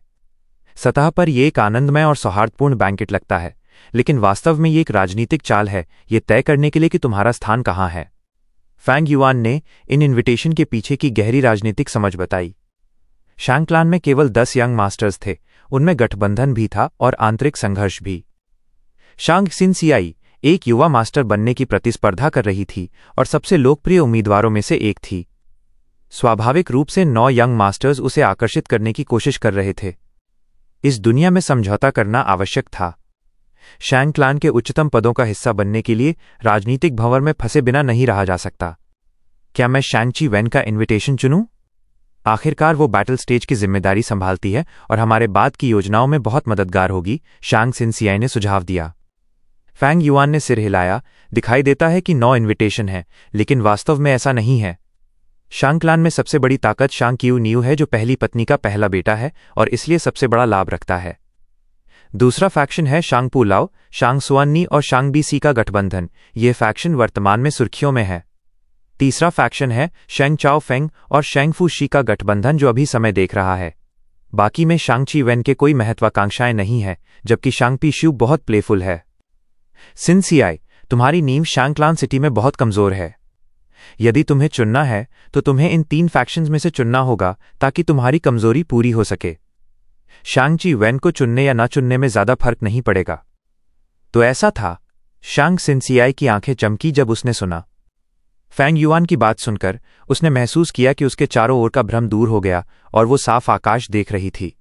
जो उलझन उसने पहले महसूस की थी वो साफ हो गई। उसने थोड़ा सोचा और अपना चुनाव किया। उसने तीसरे फैक्शन शांग चाओ फेंग के इनविटेशन का चुनाव किया। 3 फैक्शंस में पहली और दूसरी फैक्शन एक दूसरे से प्रतिस्पर्धा कर रहे हैं। यदि मैं उनमें से किसी एक को चुनती हूं तो निश्चित रूप से दूसरे को नाराज कर दूंगी। तीसरे फैक्शन को चुनना बेहतर है और इस राजनीतिक भंवर में प्रवेश करना, लेकिन अभी इसके बाहर रहना, शांग सिनसियाई ने फैंग युआन को समझाया। शांग सिनसियाई ने तुरंत अपने उच्च बुद्धिमत्ता के साथ समझ लिया। फैंग युआन इससे खुश हुआ, लेकिन थोड़ी विडंबना भी महसूस की। पिछली जिंदगी में शांग चाओफेंग और शांग सिनसियाई ने शांग क्लान लीडर के पद के लिए लड़ाई की थी। सोचिए कि इस जीवन में ये 2 आर्क एनमी अब साथ चलने का चुनाव करेंगे। छोटा भाई यहां बड़े भाई के नाम एक जाम उठाता है। शांग यीफैन उठ खड़ा हुआ और पीठ मोड़ते हुए मुस्कुराते हुए एक जाम उठाया। हॉल में चारों तरफ शानदार रोशनी थी। गाने और नृत्य हो रहे थे और पारंपरिक संगीत सभी के कानों में बह रहा था। हर कोई दावत का आनंद ले रहा था और माहौल बहुत जीवंत था। अच्छा, शांग क्यू न्यू मुख्य सीट पर खड़े थे। उन्होंने शांग यीफैन की ओर एक जाम उठाया और उसे एक ही घूंट में पी लिया। शांग क्यू न्यू के सलाहकार ने कहा, मास्टर यीफैन, युवा मास्टर क्यू न्यू के दावत में शामिल होना निस्संदेह एक समझदारी भरा निर्णय है। चिंता मत कीजिए, मेरे युवा मास्टर आपके साथ अन्याय नहीं करेंगे। सबसे बड़े भाई क्यू न्यू हमेशा मेरे आदर्श रहे हैं। सच कहूं तो मैं हमेशा उनसे करीब होना चाहता था और उनके अधीन कई चीजें सीखना चाहता था। शांग यीफैन मुस्कुराए। शांग क्यू न्यू वर्तमान युवा मास्टर्स में पहले प्रमुख गुट के प्रमुख थे और उनका शांग यीफैन की मां की तरफ से गहरा संबंध था। अगर शांग शिंसी शांग क्यू न्यू के पक्ष को चुनती तो वो निश्चित रूप से शांग यीफैन के द्वारा दबा दी जाती। लेकिन शांग क्यू न्यू ने पहले ही शांग शिंसी को दावत भेजने की पहल की थी। वो निश्चित रूप से खुश होंगे अगर शांग शिंसी आई। क्यों? क्योंकि शांग शिंसी के साथ थे फैंग और बाई, 2 महान रैंक 4 विशेषज्ञ। ये कुछ ऐसा था जो कोई अन्य युवा मास्टर नहीं रखता था और कई लोग इससे ईर्ष्या कर रहे थे। युवा मास्टर अधीनस्थ ने पूछताछ की है कि शांग शिंसी गई थी। इसी समय एक यू मास्टर हॉल में आया और अपने कमर झुकाकर शांग क्यू न्यू के कान में फुसफुसाया।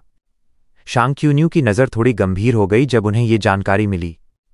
शांग यीफैन ने सावधानी से शांग क्यू न्यू की अभिव्यक्ति देखी और सोचा, लगता है शांग शिंसी ने सबसे बड़े भाई का गुट नहीं चुना। क्या वो शांग पुलाव के गुट में गई?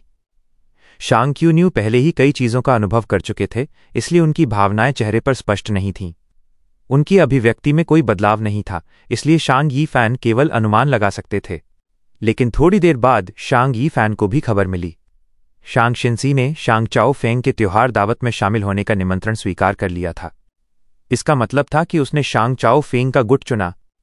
शांग यीफैन तुरंत ही गुपचुप खुशी से मुस्कुराए। शांग चाओ फेंग और शांग फूशी भले ही तीसरे गुट में हैं, लेकिन उन्हें शुरू से दबाव में रखा गया है। कैसे वो सबसे बड़े भाई क्यू न्यू का मुकाबला कर सकते हैं? अब मेरी युवा मास्टर की स्थिति पाने की संभावना और बढ़ गई है। लेकिन बूढ़े स्टीवर्ट झांग ने सिर हिलाया। उनका चेहरा गंभीर था। मास्टर, युवा मास्टर क्यू न्यू का गुट और युवा मास्टर पुलाव का गुट आपस में जूझ रहे हैं। मुझे डर है कि युवा मास्टर क्यू न्यू की मदद लेने की संभावना आपको शांग शिंसी से निपटने में बहुत कम है। इस महत्वपूर्ण समय में युवा मास्टर क्यू न्यू के पास एक और दुश्मन बनाने की जगह नहीं है। शांग शिंसी का चयन बहुत चतुराई भरा है। उसने राजनीतिक उथल पुथल से बचते हुए फिलहाल किनारे से स्थिति देख ली है। जब दोनों गुट अपने मुद्दों को सुलझा लेंगे तब तक युवा मास्टर की प्रतियोगिता खत्म हो चुकी होगी। शांग शिंसी के पास 2 महान रैंक 4 विशेषज्ञ हैं। किसी भी गुट द्वारा उसे तुरंत स्वीकार किया जाएगा और गठबंधन बनाया जाएगा। युवा मास्टर शांग चाओ फेंग निश्चित रूप से उसकी मदद करेंगे। बूढ़े स्टीवर्ट झांग ने स्थिति का विश्लेषण स्पष्ट रूप से किया। यानी भले ही मैं शांग क्यून्यू के गुट में शामिल हो जाऊं, फिर भी मैं शांग शिन्सी से निपट नहीं सकता। शांग यी फैन का चेहरा खराब हो गया। मैं केवल ये कह सकता हूं कि हम शांग क्यून्यू की शक्ति का उपयोग नहीं कर सकते। बूढ़े स्टीवर्ट झांग ने अपनी सफ़ेद दाढ़ी को सहलाया। लेकिन शांग शिन्सी की समस्या भी बड़ी है। सबसे महत्वपूर्ण बात यह है कि उसके पास अभी भी सक्षम लोग नहीं हैं। मुझे पता चला है कि वो ज़ो क्वान को भर्ती करने की कोशिश कर रही है। हफ, यह कैसे संभव है? बूढ़े ने हंसते हुए कहा, ज़ो क्वान कभी एक क्लान लीडर थे। वो गर्वीले और अभिमानी है और उनकी क्षमता मेरी 10 गुना है। ऐसे आदमी का इस अनुभवहीन लड़की से जुड़ना कैसे संभव है? मैंने पहले ही चुपचाप लोगों को सभी तरह की अफवाहें और बदनामी फैलाने के लिए भेज दिया है। ज़ो क्वान अपनी प्रतिष्ठा की बहुत परवाह करते हैं और अफवाहें उन्हें शांग शिन्सी से जुड़ने से रोक चुकी हैं। शांग शिन्सी गुपचुप तरीके से ज़ो क्वान को भर्ती करने की कोशिश कर रही हैं, लेकिन असफल होने पर वो अपनी बहुत प्रतिष्ठा खो देंगी और एक नाजुक शुरुआत करेगी। वो यहां तक कि हंसी का पात्र भी बन सकती हैं। हा। शायद उनकी बात खत्म होते ही स्टीवर्ट झो ने दुष्ट हंसी दी। शांग चाओ फेंग का स्टडी रूम सरल तरीके से सजा हुआ था। एक चौड़ा पत्थर की मेज और चौड़े पीठ वाले पत्थर की कुर्सियां थीं जो कच्ची और मजबूत ताकत का एहसास देती थीं। ठीक उसी समय जब शांग यी फैन और बूढ़े स्टीवर्ट झांग बात कर रहे थे, शांग चाओ फेंग, शांग शिन्सी, साथ में फैंग युआन और बाई निंगबिंग भी कुछ चर्चा कर रहे थे। यह चर्चा पहले से ही कुछ समय से चल रही थी। सच कहूं तो शांग चाओ फेंग थोड़ा आश्चर्यचकित थे कि शांग शिन्सी ने उनका पक्ष चुना।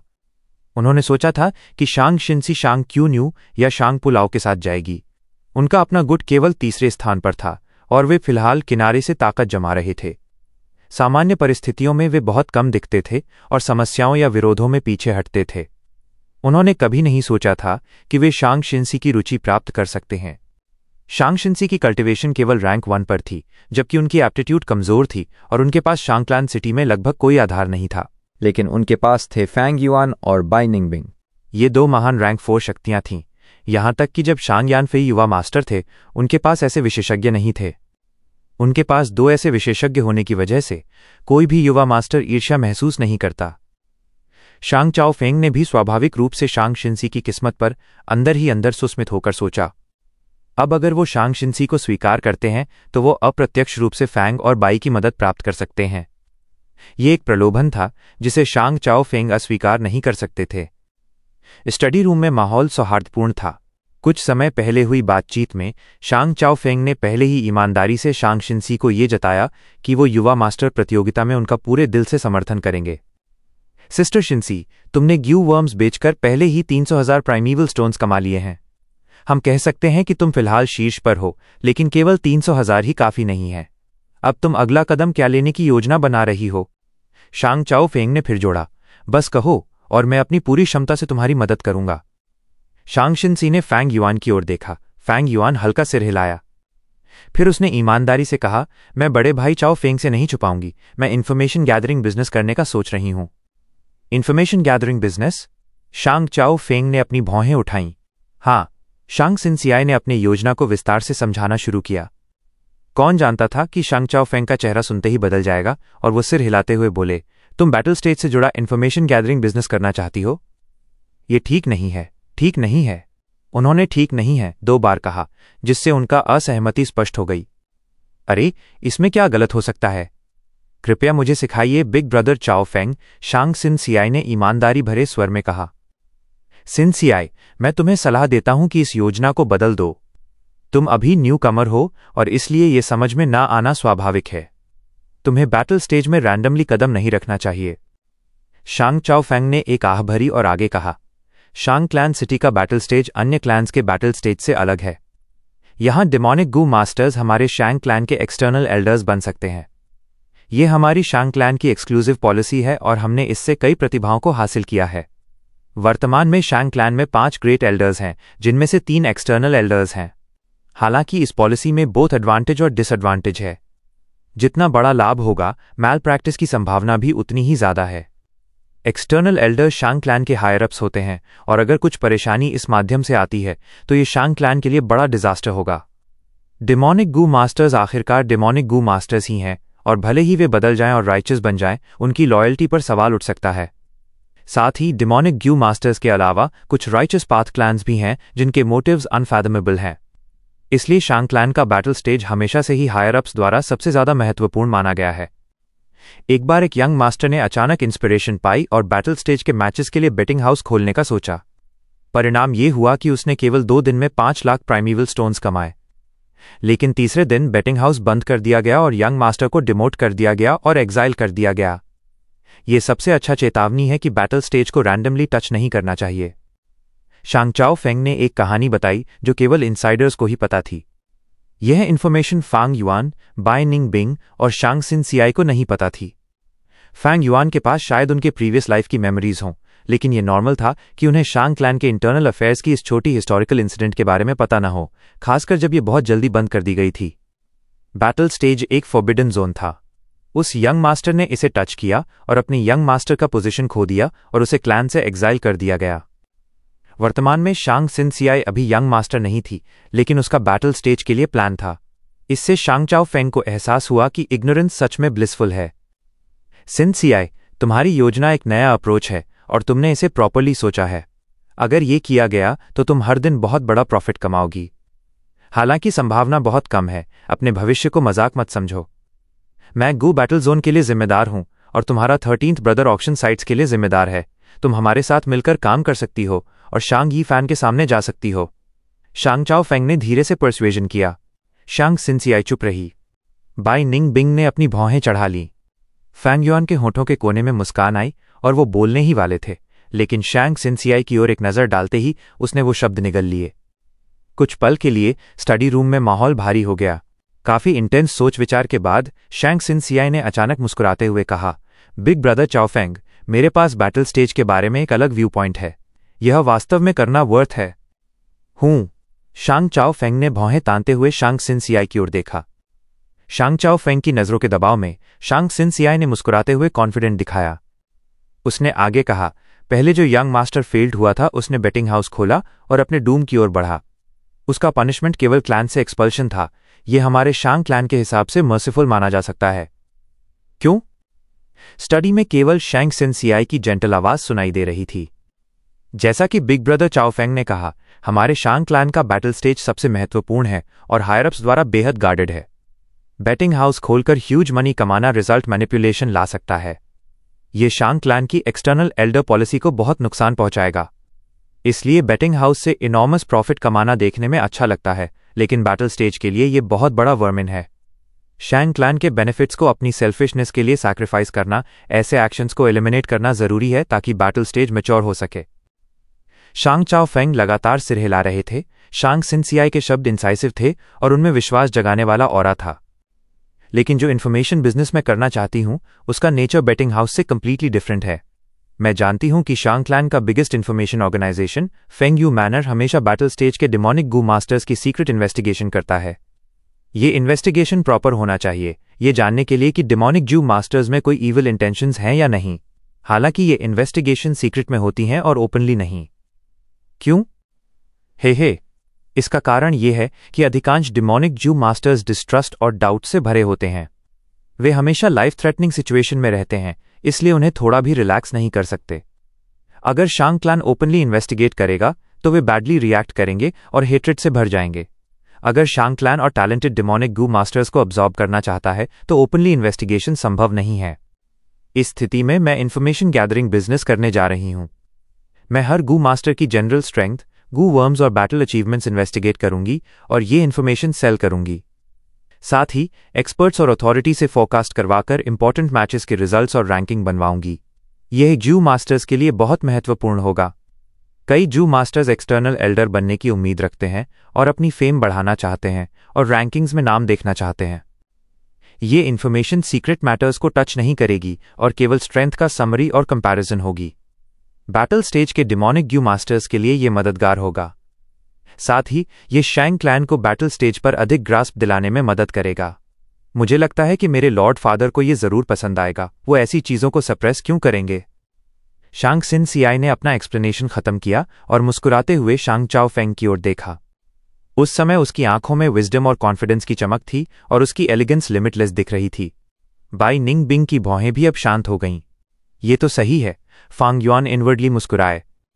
शांग चाओ फेंग ने हल्का सा मुंह खोला। शांग सिनसियाई को देखकर स्ट्यूपिफाइड एक्सप्रेशन में थे। कुछ सेकंड्स बाद वो अपनी सेंसेस में वापस आए और उनकी प्रशंसा करते हुए बोले, गुड पॉइंट, तुम्हारा एनालिसिस ब्रिलियंट है। सिस्टर सिनसियाई, तुम्हारा विजन यूनिक है, तुम्हारा हार्ट और स्पिरिट प्योर है। मैं तुम्हारी प्रशंसा किए बिना नहीं रह सकता। मैं पूरी ताकत से तुम्हारी मदद करूंगा। तुम्हारे पास मैन पावर नहीं है, मैं अपने लोग दे सकता हूं। तुम्हें जितने लोग चाहिए मिलेंगे। शैंग सिनसियाई ने सिर हिलाकर कहा, धन्यवाद बिग ब्रदर चाओ फेंग, लेकिन मैंने मैन पावर के बारे में अपनी चॉइस ऑलरेडी कर ली है। शांग चाओ फेंग की सरफेस पर मदद देने की इच्छा थी, लेकिन वास्तव में वो अपने लोग प्लेस करना चाहते थे ताकि इन्फॉर्मेशन गैदरिंग बिजनेस पर कंट्रोल रखें और शांग सिनसियाई पर पकड़ मजबूत करें। लेकिन शांग सिनसियाई ने तुरंत इसे समझ लिया और टैक्टफुली रिफ्यूज कर दिया। सभी हेल्प में अच्छे इंटेंशंस नहीं होते। हालांकि शांग चाओ फेंग इसे जाने नहीं देना चाहते थे। जो इन्फॉर्मेशन गैदरिंग बिजनेस उन्होंने पहले अवॉइड किया था, अब वो ट्रेजर बन गया था। उन्होंने परसुएजन जारी रखा, सिस्टर सिनसियाई, मैं जानता हूं कि तुम हाल ही में जो क्वान रिक्रूट करने की कोशिश कर रही हो, लेकिन यह व्यक्ति बहुत प्राउड और कंटेम्पचुअस है। शांग क्यू न्यू ने खुद उसे रिक्रूट करने की कोशिश की थी, लेकिन उसने रिफ्यूज कर दिया और रेप्रिमांड किया। एक इनएक्सपीरियंस जूनियर मुझसे एक 100-year-old मैन को रिक्रूट करने की कोशिश करता है। जो क्वान अब 100 years old था और कोई जूनियर को विलिंगली नहीं सबमिट करता था। मान लो कि तुम जो क्वान को रिक्रूट करने में सफल हो गई। एक आदमी क्या कर सकता है? तुम्हारे पास मिडिल और लोअर लेवल सबऑर्डिनेट्स नहीं हैं। ये लोग भी केपेबल होने चाहिए और सबसे जरूरी बात लॉयल होने चाहिए। ऐसी फोर्स बनाने में टाइम लगेगा। अगर सबऑर्डिनेट्स पर भरोसा नहीं है तो ये इन्फॉर्मेशन गैदरिंग बिजनेस डिस्ट्रॉयड हो सकता है और शांगी फैन तुम्हारे गेन स्टील कर सकता है। शांग चाओ फेंग के वर्ड्स बहुत रीजनेबल थे। शंग सिनसी की ब्यूटीफुल ब्राउज ऑटोमेटिकली फरो हो गईं। इस बारे में यंग मास्टर चाओ फेंग को चिंता करने की जरूरत नहीं है। मैंने पहले ही एक प्लान बना लिया है। इस समय फैंग युआन अचानक बोले, ऐसा है? शांग चाओ फेंग ने संक्षिप्त जवाब दिया। फांग युआन ने व्यक्तिगत रूप से उनके प्रस्ताव को शांग शिनसी के लिए ठुकरा दिया था, इसलिए वो उन्हें मजबूर नहीं कर सकते थे। फांग युआन ने जू काई बेई को हराया था। उसकी कल्टिवेशन रैंक 3 के चरम स्तर पर थी, लेकिन उसकी असली फाइटिंग स्ट्रेंथ रैंक 4 की थी। साथ ही उसके पास पर्पल थॉर्न टोकन भी था और वो शांग क्लान में एक सम्मानित मेहमान था। इन सब कारणों से शांग चाओ फेंग पहले ही फांग और बाई के प्रति सद्भावना दिखा रहा था, लेकिन वो अपने मन में तंज कस रहा था। हम एक ताकत बनाने की कोशिश कर रहे हैं। इसमें समय लगता है। ये तुरंत कैसे सफल हो सकते हैं? कोई बात नहीं, मैं उन्हें उनकी गलतियों से सीखने दूंगा। जब वे फेल होंगे मैं सामने आकर मदद करूंगा, तब मैं और भी फायदा कमा सकता हूं। शांग चाओ फेंग सोच रहा था, लेकिन उसने फिर भी गर्मजोशी से मुस्कुराया। दोनों थोड़ी देर और बातचीत करने के बाद शांग चाओ फेंग ने शांग शिनसी और अन्य लोगों को व्यक्तिगत रूप से बाहर तक भेजा। बाहर वालों के लिए यह एक स्पष्ट राजनीतिक संकेत था। शांग चाओ फेंग को अलविदा कहने के बाद शांग, फांग और बाई सड़क पर चल पड़े। आज ऑस्पिशियस फेस्टिवल था। ज्यादातर दुकानें बंद थीं और सड़क के दोनों किनारों पर छोटे छोटे अस्थायी स्टॉल लगे थे। आओ आओ आओ, खट्टे मीठे कैंडीड फल। मैं बताता हूं, ये पुराना जेड मेरे पूर्वजों से मिला है। चावल बेच रहा हूं। 5 फ्रेग्रेंस ऑयल राइस का थैला आधे प्राइमीवल स्टोन में। छोटे स्टॉल एक के बाद एक लगे हुए थे। सभी तरह की चीजें बेच रहे थे। दोनों पंक्तियां जितनी दूर नजर जा सकती थी फैली हुई थीं। लोग खरीदने के लिए भीड़ बना रहे थे, कुछ देखने के लिए रुक रहे थे, कुछ बार्गेनिंग कर रहे थे और कुछ इधर उधर देख रहे थे। ऑस्पिशियस फेस्टिवल साल में एक बार होता है। फांग युआन, बाई निंग बिंग और शांग शिनसी के लिए ये नया नहीं था। दिन गिनते हुए हम पहले ही शांगक्लान सिटी में लगभग 3 साल से हैं। शांग शिनसी ने अचानक भावनात्मक स्वर में कहा। पिछले कुछ सालों में बहुत कुछ हुआ है, उसने सिसकते हुए कहा। अगर पहले ऐसा होता तो मैं कभी नहीं सोचती कि मैं शांगक्लान लीडर की बेटी बनूंगी। इसके बाद शांग शिनसी ने फांग युआन की तरफ देखा और हल्की मुस्कान के साथ अपने सफेद दांत दिखाए। अगर भाई ही तो नहीं होते तो मैं इतनी दूर नहीं पहुंच पाती। फांग और बाई के प्रति शांग शिनसी हमेशा बेहद आभारी महसूस करती थी। बाई निंगबिंग चुपचाप रही। उसकी आंखों के कोने में हल्की ट्विच हुई। सच में मुझे नहीं लगा था कि तुम्हारे पिता प्रसिद्ध शांग यान फेई होंगे, लेकिन यह भाग्य था कि मैंने तुम्हें बचाया। लोग आते हैं और जाते हैं, ये इस दुनिया में सामान्य है। फांग युआन ने आगे देखते हुए जवाब दिया। शांग शिनसी का चेहरा बदल गया। उसने समझा कि वो क्या कहना चाहता है। भाई ही तू, आप शांगक्लान सिटी छोड़ने वाले हैं? हाँ, जल्द ही मुझे बाई निंगबिंग के साथ शांगक्लान सिटी छोड़कर सैंचा माउंटेन की ओर जाना होगा, फांग युआन ने कहा। शांग शिनसी ने गालियां दबी। वो उसे रोकना चाहती थी, लेकिन अंत में कुछ नहीं कहा। उसने फांग युआन के साथ बहुत समय बिताया था। हालांकि वे कभी सीधे नहीं बात करते थे, वो उसके दिल में एम्बिशंस महसूस कर सकती थी। इस आदमी का एम्बिशन बहुत बड़ा था और शांगक्लान सिटी जैसी जगह उसे रोक नहीं सकती थी। लेकिन चिंता की कोई बात नहीं। जाने से पहले मैं तुम्हें यंग मास्टर बना दूंगा और सुनिश्चित करूंगा कि तुम्हारा स्थान वहां सुरक्षित रहे। फांग युआन हंसते हुए बोला, चलो मैं तुम्हें कुछ सबॉर्डिनेट्स रिक्रूट करने के लिए ले जाता हूं। आज हम तुम्हारी भविष्य की ताकत की फाउंडेशन पूरी करेंगे। क्या भाई हेटू, तुम्हारे पास पहले से ही आइडियल कैंडिडेट्स हैं? शांग शिनसी ने आश्चर्य में पूछा। एक फोर्स को ऑर्गेनाइज करने में बहुत समय लगता है। वफादार सबॉर्डिनेट्स पाने में सालों लग सकते हैं। फांग युआन की टोन सुनकर शांग शिनसी को लगा कि वफादार और सक्षम सबॉर्डिनेट्स बाजार में इजीली मिल जाते हैं। उसकी कॉन्फिडेंस और एश्योरेंस किस आधार पर है? केवल शांग शिनसी ही नहीं, बाई निंगबिंग भी क्यूरियस थी। बस मेरा पालन पथ करो। फांग युआन आगे बढ़ते हुए राह दिखाने लगा। कई मोड़ और घुमाव के बाद वे आखिरकार एक छोटी गली में पहुंचे। एक लैंटर्न शॉप और सिल्क शॉप के बीच एक छोटा स्टॉल था। फांग युआन सीधे उस स्टॉल के सामने गया। स्टॉल के पीछे एक युवा आदमी लेटा हुआ था। यह युवा आदमी फटे कपड़े पहने दीवार से टिका हुआ था। उसकी आंखें आधी बंद थीं। उसका चेहरा थका हुआ और रंग खराब था। वो जैसे ड्रंकन हो और पूरी तरह से जीवन से हार चुका है। क्या ये युवा आदमी वो व्यक्ति है जिसे भाई हेट्यू खोज रहे हैं? शांग शिनसी ने विश्लेषण किया। बाई निंगबिंग ने अपनी तेज इंस्टिंक्ट्स का इस्तेमाल करके इस आदमी का आकलन किया। हालांकि वो एक ज्यू मास्टर था, उसकी कल्टिवेशन सिर्फ रैंक एक मिडिल स्टेज की थी। उसकी अपीयरेंस देखकर लगता था कि वो अब जवान नहीं रहा और ये स्थिति पैथेटिक थी। हाय भाई, आप क्या खरीदना चाहते हैं? Oh Lord Fangzheng. युवा आदमी ने लोगों को महसूस किया और अपनी आंखें खोलीं, लेकिन अपने शब्दों के बीच वो शॉक और फ्लस्टर में दिखा। फांग युआन अब शांगक्लैन सिटी में एक प्रसिद्ध शख्स बन चुके थे। अपनी पहचान छिपाए बिना कई लोग उन्हें पहचान सकते थे। Lord Bai Ningbing. तुरंत ही उसने बाई निंगबिंग को पहचान लिया और हकलाया। हालांकि वो शांग शिनसी को नहीं जानता था, लेकिन उसकी जू मास्टर की आभा और खूबसूरत रूप देखकर वो चकित हो गया। यहां 10 प्राइमीवल स्टोन्स हैं। मैं यहां सब कुछ खरीद रहा हूं, अब तुम जा सकते हो। फांग युआन ने एक थैला प्राइमीवल स्टोन्स का फेंका। युवक के चेहरे पर खुशी और उत्साह झलकने लगी, लेकिन इसके बाद वो थोड़ा हिचकिचाया। यहां जो सामान वो बेच रहा था वो उसके दादा की बाकी चीजें थीं। उसकी जांच में ये सब फालतू और बेकार था, इसमें कुछ भी कीमती नहीं था। लेकिन क्यों लॉर्ड फैंगजेंग इसे खरीदना चाहते थे? क्या इसमें सच में कोई खजाना था? अगर खजाना था तो बेचकर क्या नुकसान नहीं होगा? जब वो अभी भी सोच रहा था, फांग युआन ने उसे प्राइमीवल स्टोन्स फेंक दिया। तुम क्या सोच रहे हो? मेरी बात नहीं सुनी? हाँ एमपीएच, ये तुम्हारे लिए सम्मान की बात है कि मैं इसे खरीदना चाहता था। अब निकलो, अगर नहीं तो तुम्हें यहां से बाहर निकलने का मौका नहीं मिलेगा, फांग युआन ने धमकाया। युवक डर के मारे कांपने लगा। वो हकलाया, लॉर्ड फॉन्गझेंग, आप ऐसा नहीं कर सकते। व्यापार में हम इच्छा का सम्मान करते हैं। इच्छा? आप ऐसा जबरदस्ती नहीं कर सकते। आप महान प्रतिष्ठा वाले हैं और ये शांगक्लैन सिटी है। थप्पड़। फांग युआन ने उसे जोर से थप्पड़ मारा और ये युवक जमीन पर गिर गया। निकलो। फांग युआन ने उसे घने और ठंडे नजरों से देखा और भावहीन होकर बोला। युवक अपने चेहरे को पकड़कर भयभीत हुआ। उसने फांग युआन की गहरी नजरों में देखा, लेकिन तुरंत ही नजरें फेर लीं। वो चुपचाप गली से बाहर फिसल गया। भाई ही तू? शांग शिनसी ने उसकी पृष्ठभूमि को देखते हुए कहा। उसकी अंतरात्मा परेशान थी। बाई निंगबिंग भावहीन था, बिल्कुल भी प्रभावित नहीं। शिनसी, मैं एक डिमोनिक जू मास्टर हूं। मेरे पास काम करने के अपने तरीके हैं। मैं सीधेपन को महत्व देता हूं। फांग युआन ने एक साधारण लेकिन सही बोलने वाले लहजे में समझाया। आसपास के स्टॉल ओनर्स ने उसकी ओर देखा। उसने एक नज़र डाली और सभी लोग डर के मारे नजरें चुरा ले गए। अगर ये फांग युआन पहले होता तो उसे खुद को कंट्रोल करना पड़ता और झूठ मूठ की बातों से सामान को शांति से खरीदना पड़ता। लेकिन अब उसकी शक्ति बढ़ गई थी और उसकी स्थिति बहुत ऊंची थी, इसलिए वो सबसे सीधे तरीके का इस्तेमाल कर सकता था। ये ऊर्जा और समय बचाता था। क्यों नहीं करना चाहिए?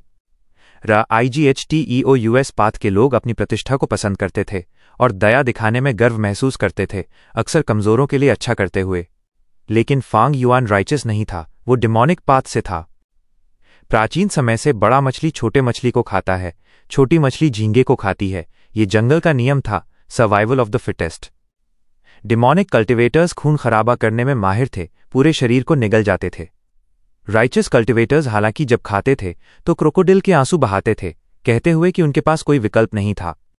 कई मूर्ख लोग उनके डिसेप्शन में फंस जाते, या शायद वे खुद को धोखा देते, क्रूर वास्तविकता को स्वीकार नहीं करना चाहते। हा।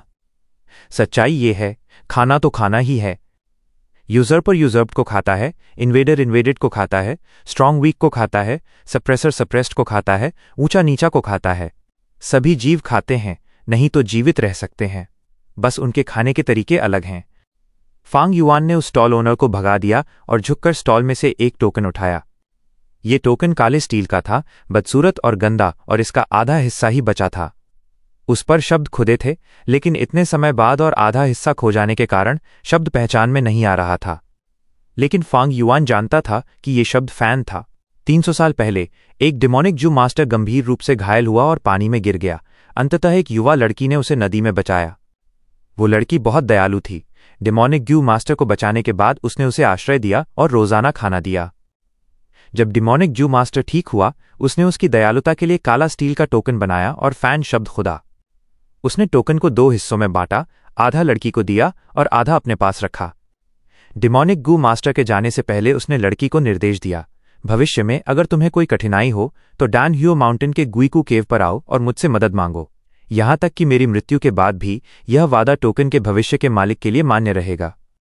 युवती ने उसके शब्द अपने दिल में उतार लिए, लेकिन 50 साल से भी कम समय में डैन ह्यो माउंटेन में एक बड़ी लड़ाई हुई और ज्वालामुखी फटा, गुइकू केव नष्ट हो गया। उस डिमोनिक ग्यू मास्टर को टाइक्लैन ने पकड़ लिया और डीमन सप्रेशन टावर में डाल दिया। यह आधा टोकन अपना उपयोग खो बैठा। यह लड़की की संतान के पास से गुजरता रहा। चूंकि ये डिमोनिक पाथ से जुड़ा था, जब लड़की वृद्धावस्था में मर गई, उसने अपने बच्चों को रहस्य नहीं बताया। ये जानकारी अपने साथ कब्र में ले गई। लड़की की संतान को क्लैन से बाहर निकाल दिया गया और अंततः शांग क्लैन सिटी में बस गए। वंश घटता गया। संतान अयोग्य और अविवेकी थीं। कई पीढ़ियों के बाद केवल यही युवा शख्स बचा।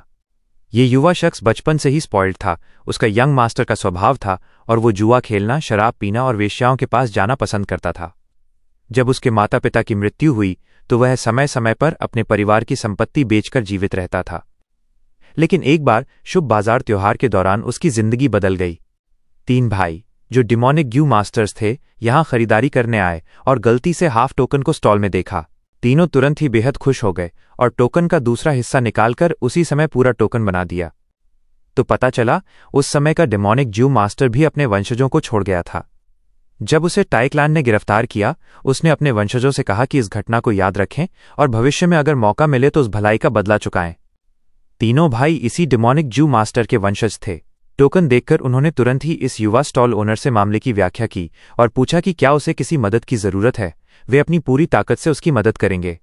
यह युवा आदमी बहुत चालाक था। उसने तुरंत जवाब दिया कि उसे 3 सबॉर्डिनेट्स की जरूरत है और आसपास कोई नहीं है। तीनों भाई एक दूसरे की ओर देखने लगे, फिर साथ में घुटने टेककर वादा किया कि वे अगले 20 साल तक उस युवा आदमी की सेवा करेंगे। वे उसके सभी आदेश मानेंगे 20 साल तक, लेकिन उसके बाद वे स्वतंत्र होंगे। तीनों भाई बैटल स्टेज में प्रसिद्ध थे। उनकी कल्टिवेशन रैंक 3 थी और वे मल्टी बैटल्स में माहिर थे। युवक आदमी तीनों भाइयों की ताकत का इस्तेमाल करके अगले 20 साल तक आराम से जिया। इस दौरान उसने उनसे खाना, पानी, प्राइमीवल स्टोन्स लेने के लिए कहा और उन्होंने सभी अनुरोध पूरे किए। लेकिन 20 साल बाद तीनों भाइयों ने भलाई चुकाई और चले गए। वो आदमी लंबे समय से काम करना भूल चुका था और बहुत शर्मिंदा था कि भीख मांगे। वास्तव में उसने अपने राजा जैसे जीवन को रोक भी नहीं पाया। आधे महीने से भी कम समय में उसकी मृत्यु हो गई। बेशक ये सब फैंग युआन के पिछले जीवन में हुआ था। इस समय 3 डिमोनिक ग्यू मास्टर्स ने अभी तक आधा टोकन नहीं पाया था और यह टोकन पहले ही फैंग युआन के हाथ में था। उस युवा आदमी की तो कोई परवाह नहीं थी कि वो मर गया। फैंग युआन की यादों के अनुसार ये आधा टोकन अगले साल ही 3 डिमोनिक ग्यू मास्टर भाइयों को मिलेगा। लेकिन अब जब फैंग युआन के पास आधा टोकन था, उसने बाई निंग बिंग और शांग सिन सियाई को लेकर उन्हें सीधे खोजने का निर्णय लिया। तीनों भाई भी अपने घर के सामने एक स्टॉल खोले हुए थे, त्योहार का आनंद ले रहे थे और मजे कर रहे थे। अरे, ये लॉर्ड फैंग जेंग और Lord Bai Ning Bing. Fang और बाई को देखकर तीनों जल्दी उठ गए। वे पहले भी बैटल स्टेज में फैंग युआन या बाई निंग बिंग से हराए गए थे। इस दुनिया में स्ट्रेंथ ही सब कुछ थी और डिमोनिक ग्यू मास्टर्स के लिए तो और भी ज्यादा। बाई निंगबिंग की कल्टिवेशन रैंक 4 थी और फांग युआन ने जू कई बे को हरा दिया था। ऐसे में कोई भी डिमोनिक गू मास्टर उन्हें सम्मान नहीं दे सकता था। मैं आज आप तीनों को ढूंढने आया हूं, फैंग युआन ने इमोशनलेस अंदाज में कहा। तीनों भाइयों का सरनेम जियोंग था। सबसे बड़े का नाम शियोंग ट्यू था, तीनों में सबसे छोटा, विनम्र और ईमानदार। वह अर्थ path rank 3 upper stage Gu master था। दूसरे का नाम शियोंग हुओ था। वो बिना आस्तीन की शर्ट और शॉर्ट्स पहने हुए था। उसका शरीर चमकदार लाल था। वो fire path rank 3 middle stage Gu master था। सबसे छोटे का नाम जियोंग फेंग था। वो बैम्बू हैट पहने हुए था। उसकी छोटी तेज आंखें थीं और वो लोगों को देखते समय अक्सर आंखें तुच्छ कर लेता था। वह wind path rank 3 initial stage Gu master था। फांग युआन की बात सुनकर तीनों भाई परेशान हो गए। शियोंग टू जल्दी से हाथ जोड़कर फैंग युआन से मिला। लॉर्ड फैंगजेंग, कृपया बताइए, अगर मेरे भाइयों ने अनजाने में आपकी अपमान किया हो तो मैं यहां क्षमा चाहता हूं। फैंग युआन ने हल्का भौहें चढ़ाते हुए कहा, मुझे यकीन है आपने सुना होगा कि मैंने बैटल स्टेज छोड़ दिया था ताकि शांग सिन सियाई को यंग मास्टर बनने में मदद कर सकूं। यहां मैन पावर की कमी है। मैं चाहता हूं कि आप तीनों हमारी मदद करें। ये तीनों जियोंग भाइयों ने भौहें चढ़ाईं। वे शांग क्लैन सिटी आए थे और बैटल स्टेज में केवल एक ही कारण से शामिल हुए थे, शांग क्लैन के एक्सटर्नल एल्डर बनने के लिए। लेकिन अब जब फैंग युआन चाहता था कि वे शांग सिन सियाई की मदद करें तो ये उनके लक्ष्यों से बिल्कुल अलग था। शांग सिन सियाई केवल एक इनएक्सपीरियंस लड़की थी। उसकी कल्टिवेशन रैंक 1 थी और एप्टीट्यूड कमजोर थी। तीनों की एप्टीट्यूड बी ग्रेड थी और उनका कॉम्बिनेशन स्ट्राइक अस्थायी रूप से रैंक 4 गू मास्टर के बराबर था। उनसे कहना कि वे शांग सिन सियाई के अधीन काम करें तीनों के लिए अस्वीकार्य था। अगर कोई और ऐसा कहता तो तीनों तुरंत हमला कर देते और उसे बुरी तरह पीट देते। लेकिन ये फैंग युआन था, इसलिए तीनों मुश्किल स्थिति में थे। फैंग जेंग के इरादे ठीक नहीं हैं। वो हमें जबरदस्ती अधीन करने की कोशिश कर रहा है। हाय, बुरा नसीब कि फैंग जेंग ने हमें चुना। हम तीनों उसे नहीं हरा सकते और उसके साथ बाई निंगबिंग भी है। ऊपर से पर्पल थॉर्न टोकन। तीनों भाई एक दूसरे की ओर देखने लगे और अपनी भावनाओं को समझ गए। वे असहमत थे, लेकिन परिस्थिति ने उन्हें मजबूर किया। उन्हें केवल राजी होना पड़ा। लेकिन फैंग युआन ने अचानक कहा, मैं आपको जबरदस्ती नहीं करना चाहता। अगर आप स्वेच्छा से आना चाहते हैं तो आइए, नहीं तो मैं मजबूर नहीं करूंगा। तीनों भाई एक दूसरे की ओर देखने लगे। ये समझने की कोशिश कर रहे थे कि फैंग युआन सच में ऐसा कह रहा है या सिर्फ अच्छा दिखावा कर रहा है। लेकिन सबसे छोटे जियोंग फेंग ने साहस दिखाते हुए धीरे से कहा, लॉर्ड फैंगजेंग, सच कहूं तो हम स्वतंत्रता के आदी हैं। हम शांग क्लैन के यंग मास्टर कॉम्पिटिशन में शामिल नहीं होना चाहते। इसलिए बाकी दोनों ने भी हल्की मुस्कान के साथ फांग युआन और बाई निंगबिंग की ओर शर्मिंदा होकर झुकते हुए माफी मांगी। ओह! फांग युआन की भौहें उठीं। उसकी आंखों से एक ठंडी चमक निकली। तुम तीनों वाकई हिम्मत वाले हो। मेरी इन्विटेशन को रिजेक्ट करने की हिम्मत करते हो। तीनों भाइयों का दिल धक धक करने लगा। शोंग तो जल्दी से हाथ जोड़कर बोले, ऐसा नहीं है, ऐसा नहीं है। लॉर्ड फैंगजेंग, कृपया गलत न समझें। आपकी इन्विटेशन पाकर हमें सम्मान मिला है। मेरा भाई थोड़ा नर्वस था। वो नहीं जानता था कि क्या कह रहा है। असल में वो कहना चाहता था कि हम लेडी शोंग शिनसी की विंग के तहत काम करने के लिए तैयार हैं। हाँ, यही मैं कहना चाहता था, शोंग फेंग ने भी कहा। हाँ, तो अब मुझे भरोसा हो गया। तुम तीनों इतने ईगर हो, शिनसी, इन्हें एक्सेप्ट करो, फांग युआन ने मुड़कर शोंग शिनसी से कहा। उसके पास खड़ी बाई निंगबिंग ने भौहें तानी। इस तरह जबरदस्ती किसी को जोड़ने से उनकी लॉयल्टी नहीं मिलेगी। ऐसे दूर के सबॉर्डिनेट का क्या फायदा? शोंग शिनसी को भी यही चिंता थी, लेकिन उसने फांग युआन पर भरोसा करने का फैसला किया। वो एक कदम आगे बढ़ी और तीनों भाइयों से बोली, अब से कृपया मेहनत करें। हाँ, शोंग क्लैन के तीनों भाई लेडी शिनसी को सम्मान देते हैं। तीनों ने हाथ जोड़कर झुकते हुए जवाब दिया, पहले से बिल्कुल अलग भाव में, उत्साह से भरे हुए। हाँ, फांग युआन ने सिर उठाकर हंसा। तीनों भाइयों ने सोचा, ये फांग जेंग बहुत चालाक है। असल में जीवन में कुछ भी कर रहा है, लेकिन अभी भी राइटियस तरीके से बातें करता है। हाँ, मुझे एक चीज याद आ गई, अच्छी तरह देखो। फांग युआन हंसना बंद करके एक आधा टोकन निकालकर शोंग तू की ओर फेंका। शोंग तू ने उसे सहज रूप से पकड़ लिया। ये क्या है?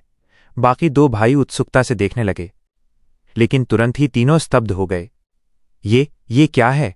शांत और स्थिर शोंग तो चिल्लाया। शोंग हुआ टोकन को पकड़कर ध्यान से देखा। शोंग फेंग ने भी समझ लिया कि क्या हुआ और अपने भाई शोंग तू से कहा, भाई जल्दी से हमारा टोकन निकालो। बाय निंगबिंग और शोंग शिनसी की अजीब नज़रों के सामने शोंग तू ने टोकन का दूसरा आधा निकाल लिया। दोनों आधे टोकन बिल्कुल मेल खा गए और टोकन पर इल्यूजनरी फायर जलने लगी। ये असली है। शोंग क्लान के तीनों भाई आंखें चौड़ी करके देख रहे थे। शोंग तू ने कांपते हाथों से टोकन पकड़ा। क्या हो रहा है? बाय निंगबिंग और शोंग शिनसी को समझ नहीं आया। शोंग क्लान के तीनों भाई, क्या तुम सच में सोच रहे थे कि मैं बिना वजह यहां आया? क्यों हेजिटेट कर रहे हो? फांग युआन ने सही समय पर कहा। उसकी बात ने उन्हें जगा दिया। दादा ने कहा था, चाहे टोकन का मालिक कोई भी हो, अगर वो दुश्मन भी हो, हमें उस कृपा का रिपेमेंट करना चाहिए। सही है, भले ही दादा ट्रैप्ड हों, हम उनकी रेपुटेशन खराब नहीं कर सकते। अब से लेडी शोंग शिनसी हमारे नए मास्टर हैं, लेकिन सिर्फ 20 साल के लिए। 20 साल पर्याप्त हैं कर्ज चुकाने के लिए। तीनों भाइयों ने जल्दी से आपस में चर्चा की। फिर सभी तीनों एक घुटने पर शोंग शिनसी के सामने झुक गए, हाथ जोड़कर। शोंग तू, शोंग हुआ, शोंग फेंग, तीनों भाई लेडी शिनसी को सम्मान देते हैं, उन्होंने जोर से कहा, पहले से बिल्कुल अलग उत्साह और ड्राइव के साथ। भाई है तू, ये क्या हो रहा है? शोंग शिनसी ने देखा कि वे सच्चाई से उसके साथ जुड़ रहे हैं और बहुत क्यूरियस हुई। फांग युआन ने हंसते हुए कहा, ये लंबी कहानी है, हम अगले समय बात करेंगे। अभी चलो और कुछ और मेंबर्स रिक्रूट करें। 6 लोगों का ये गैंग स्लेव मार्केट पहुंचा। इस दुनिया में स्लेव ट्रेड होता था। कोई भी स्ट्रांग या एफ्लुएंट फर्स्ट क्लास क्लैन या सुपर क्लैन स्लेव बिजनेस में शामिल होता। शोंग क्लैन का स्लेव ट्रेड 5 क्लैन एल्डर्स के हेड शोंग बुली खुद संभालते थे। स्लेव ट्रेड बहुत प्रॉफिटेबल था। हायर अप्स को एक्सटर्नल एल्डर पर भरोसा नहीं था। इतिहास में केवल शोंग क्लैंसमैन ही इसे हैंडल करते थे। फांग युआन ने पहले से प्लान किया हुआ था और सब कुछ क्लियर इन्वेस्टिगेट किया। वो आगे बढ़ा, रास्ता दिखाया, जल्दी से एक केज के पास पहुंच गए। उस केज में कई लोग थे। लेडी शिनसी, लॉर्ड फोंगजेंग, लॉर्ड बाय निंगबिंग, क्या आप स्लेव्स खरीदने आए हैं? अगर ऐसा है, मैं सलाह नहीं दूंगा कि आप इन लोगों को खरीदें। एक ज्यू मास्टर जो बिजनेस हैंडल करता था जल्दी से आया। ओह, ऐसा क्यों? शोंग शिनसी ने पूछा। लेडी शिनसी को पता नहीं है, ये लोग वे क्लैन के हैं। कुछ समय पहले वे क्लैन में पॉलिटिकल अपराइजिंग हुआ था और वे क्लैन लीडर को उनके छोटे भाई ने हटा दिया। ये लोग प्रीवियस क्लैन लीडर के फैक्शन से हैं। वर्तमान वे क्लैन लीडर उन्हें अब बेच रहा है, गू मास्टर ने बताया। शिनसी तुरंत समझ गई कि उसने उन्हें क्यों न खरीदने की सलाह दी। वे क्लैन एक फर्स्ट क्लास क्लैन था। हालांकि ये शोंग क्लैन से छोटा था, फिर भी सदर्न बॉर्डर में प्रसिद्ध था। वे क्लैन की पॉलिटिकल टर्ब्यूलेंस के बारे में कहा जाता है कि इसे शोंगयान फेई ने सपोर्ट किया था। वर्तमान वे क्लैन लीडर ने यहां तक कि अपने क्लैंसमैन को हॉस्टेज के रूप में शोंग क्लैन भेजा। कई वे क्लैन एल्डर्स ने सीक्रेटली अपने एसेट्स भी शोंग क्लैन में ट्रांसफर कर दिए। वे क्लैन शोंग क्लैन का पपेट बन चुका था। शोंग शिनसी के लिए, जो यंग मास्टर बनने की कंपटीशन में थी, ये लोग ट्रबल थे। लेकिन फांग युआन ने जल्दी कहा, हम इन लोगों को खरीद रहे हैं। ये लॉर्ड फैंगजेंग, क्या आप निश्चित हैं कि आप इन्हें खरीद रहे हैं? गू मास्टर जो जिम्मेदार था हिचकिचाया। क्यों, क्या आप मेरे फैसले पर शक कर रहे हैं? फैंग युआन ने उसे साधारण नजरों से देखा। ये गू मास्टर हंसा। वो शांग क्लैन का सदस्य था। वो शियोंग भाइयों की तरह फांग युआन से डरता नहीं था। मैं तो गण नहीं करूंगा, मैं गण नहीं करूंगा। उसने अपनी मुट्ठियां जोड़ी, शांग सिंसियाई की ओर मुड़कर कहा, अगर मैं गलत नहीं हूं, लॉर्ड फैंग ये खरीद रहे हैं ताकि लेडी सिंसियाई के लिए सबॉर्डिनेट्स बन सकें। लेकिन ये उन लोगों के लिए बहुत बुरी खबर है जो यंग मास्टर के पद के लिए प्रतिस्पर्धा कर रहे हैं। लेडी सिंसियाई, आप इतनी इंटेलिजेंट हैं, आपकी क्या राय है? शांग सिंसियाई की आंखें फैंग युआन पर टिकी थीं। उसने मुस्कुराते हुए जवाब दिया, ब्रदर हेटू का फैसला ही मेरा फैसला है। बस जैसा वो कहे वैसा ही करें। ऐसा है। गो मास्टर जो जिम्मेदार था स्तब्ध रह गया, फिर मुस्कुराया। चूंकि लेडी सिंसियाई ऐसा कह रही हैं, मैं वैसे ही करूंगा। सच कहूं तो मैं आपकी सपोर्टर हूं लेडी सिंसियाई। आप बहुत बोल रहे हैं। फैंग युआन ने गू मास्टर को ठंडी नजरों से देखा और उसे ठंडे तरीके से रोक दिया। हे, जू मास्टर हंसा। फिर मैं आपके लिए प्रोसीजर्स निपटाता हूं, लेकिन बहुत सारे लोग हैं, बहुत सारी प्रोसीजर्स होंगी, आपको एक दिन इंतजार करना पड़ेगा। एक दिन बाद बम! फैंग युआन ने अपना पैर उठाया और लात मारी। वो गू मास्टर उम्मीद नहीं कर रहा था कि फैंग युआन हमला करेगा। वो चौंक गया और पेट पर मार खाने के बाद 30 कदम दूर जाकर एक बाइस्टैंडर से टकराया और जमीन पर गिरकर बेहोश हो गया, खून उगलते हुए। कौन शांग क्लैन सिटी में लड़ाई करने की हिम्मत करता है? क्या तुम अपनी जान से थक गए हो? तुरंत सरेंडर करो। इस तरह की हलचल ने तुरंत ध्यान आकर्षित किया। स्लेव मार्केट पहले से ही हेविली गार्डेड था। जल्दी ही 3 समूह के ग्यू मास्टर्स उन्हें घेरने आए। ये मैं हूं, फैंग युआन ने डर के बिना खड़े होकर कहा। ये फैंग ज़ेंग है। उत्तेजित समूह ने फैंग युआन को देखा और तुरंत उनका उत्साह कम हो गया। फैंग युआन की रैंक 4 बैटल स्ट्रेंथ थी, वे सिर्फ रैंक 2 थे और उनके लीडर की highest cultivation rank 3 initial stage थी। वे फैंग युआन के सामने कोई चुनौती नहीं बन सकते थे। फैंग युआन ने वहीं खड़े होकर अपना पर्पल थॉर्न टोकन निकाला। शैंग क्लैन के गू मास्टर्स ने टोकन देखा और उनका ऑरा फिर से कमजोर हो गया। लीडर का फियर्स और टेरिफाइंग चेहरा जल्दी बदल गया। उसने मुस्कुराते हुए फैंग युआन से शालीनतापूर्वक कहा, लॉर्ड फैंग ज़ेंग, हम सब जानते हैं कि आप शैंग क्लैन के एस्टीम्ड गेस्ट हैं, लेकिन एक गेस्ट भी शैंग क्लैन में फोर्स नहीं इस्तेमाल कर सकता। आपने हमारे क्लैंसमैन को चोट पहुंचाई है। रूल्स के अनुसार मुझे 49 प्राइमेवल स्टोन्स का फाइन देना होगा, फैंग युआन ने तुरंत कहा। लीडर चौंक गया। उसने नहीं सोचा था कि फैंग युआन शैंग क्लैन के रूल्स इतनी अच्छी तरह जानता है। फैंग युआन ने प्राइमेवल स्टोन्स का एक बैग फेंका और हाथ हिलाया। इसमें 50 प्राइमेवल स्टोन्स हैं, बाकी रख लो। लीडर ने प्राइमेवल स्टोन्स प्राप्त किए। वो खुद को गरीब महसूस करने लगा। वो शॉक्ड और कंफ्यूज्ड एक्सप्रेशन के साथ दूसरों के साथ चला गया। अगर फैंग युआन के पास स्ट्रेंथ नहीं होती तो पर्पल थॉर्न टोकन के साथ भी वो इतनी आसानी से बाहर नहीं निकल पाता। लेकिन अब जब वो स्ट्रांग था तो शैंग क्लैन सिटी में भी अगर वो किसी शैंग क्लैंसमैन को मारता तो सिर्फ महत्वपूर्ण व्यक्ति नहीं होने पर ही कोई परिणाम नहीं होता। गू मास्टर जो जिम्मेदार था उसे फैंग युआन ने बेहोश कर दिया। स्लेव मार्केट ने जल्दी ही दूसरा गू मास्टर भेजा। हम इस केज के सभी लोगों को खरीद रहे हैं। फैंग युआन ने केज की ओर इशारा किया। केज के अंदर लोग फैंग युआन की ओर देख रहे थे। अधिकांश की आंखों में धुंधलापन या नम एक्सप्रेशन था, लेकिन कुछ उसे गुस्से से देख रहे थे। फैंग युआन का कैजुअल एटीट्यूड उन्हें बहुत अपमानजनक लगा।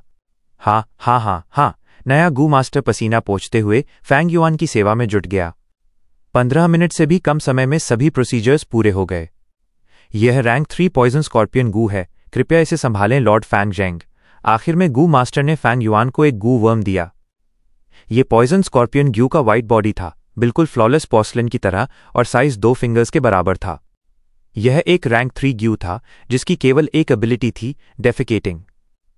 स्कॉर्पियन फेसेस यह उत्पादन करता था जो ब्लैक एज बीन था, और यह रैंक 2 ग्यू था। कहावत है, स्कॉर्पियन फेसेस एक दुनिया में एक है। इस स्कॉर्पियन फेसेस ग्यू का हर एक यूनिक पॉइजन था। एक बार किसी पर इस्तेमाल करने के बाद उसे कॉरेस्पॉन्डिंग पॉइजन स्कॉर्पियन ग्यू की जरूरत होती थी हर 7 दिन में डिटॉक्सिफाई करने के लिए। यह सबसे सामान्य तरीका था स्लेव्स को कंट्रोल करने का। हालांकि स्लेवरी ज्यू भी है जिसका इफेक्ट बेहतर है, लेकिन वो रैंक 5 है। यह महंगा और रेयर है, आमतौर पर इस्तेमाल नहीं किया जा सकता। पॉइजन स्कॉर्पियन ग्यू, हालांकि शैंग सिन सियाई इसे एक्टिवेट नहीं कर सकती और इसे डेफिकेट नहीं कर सकती, वो इसे किसी पर स्टिंग करने के लिए इस्तेमाल कर सकती है बिना किसी प्राइमेवल एसेंस का। फैंग युआन ने पहले ये पॉइजन स्कॉर्पियन ग्यू खुद रिफाइन करने का प्लान बनाया। उसके बाद ही उसे शैंग सिन सियाई को देने का इरादा था, क्योंकि सीधे उसे खुद से करना बहुत मुश्किल था।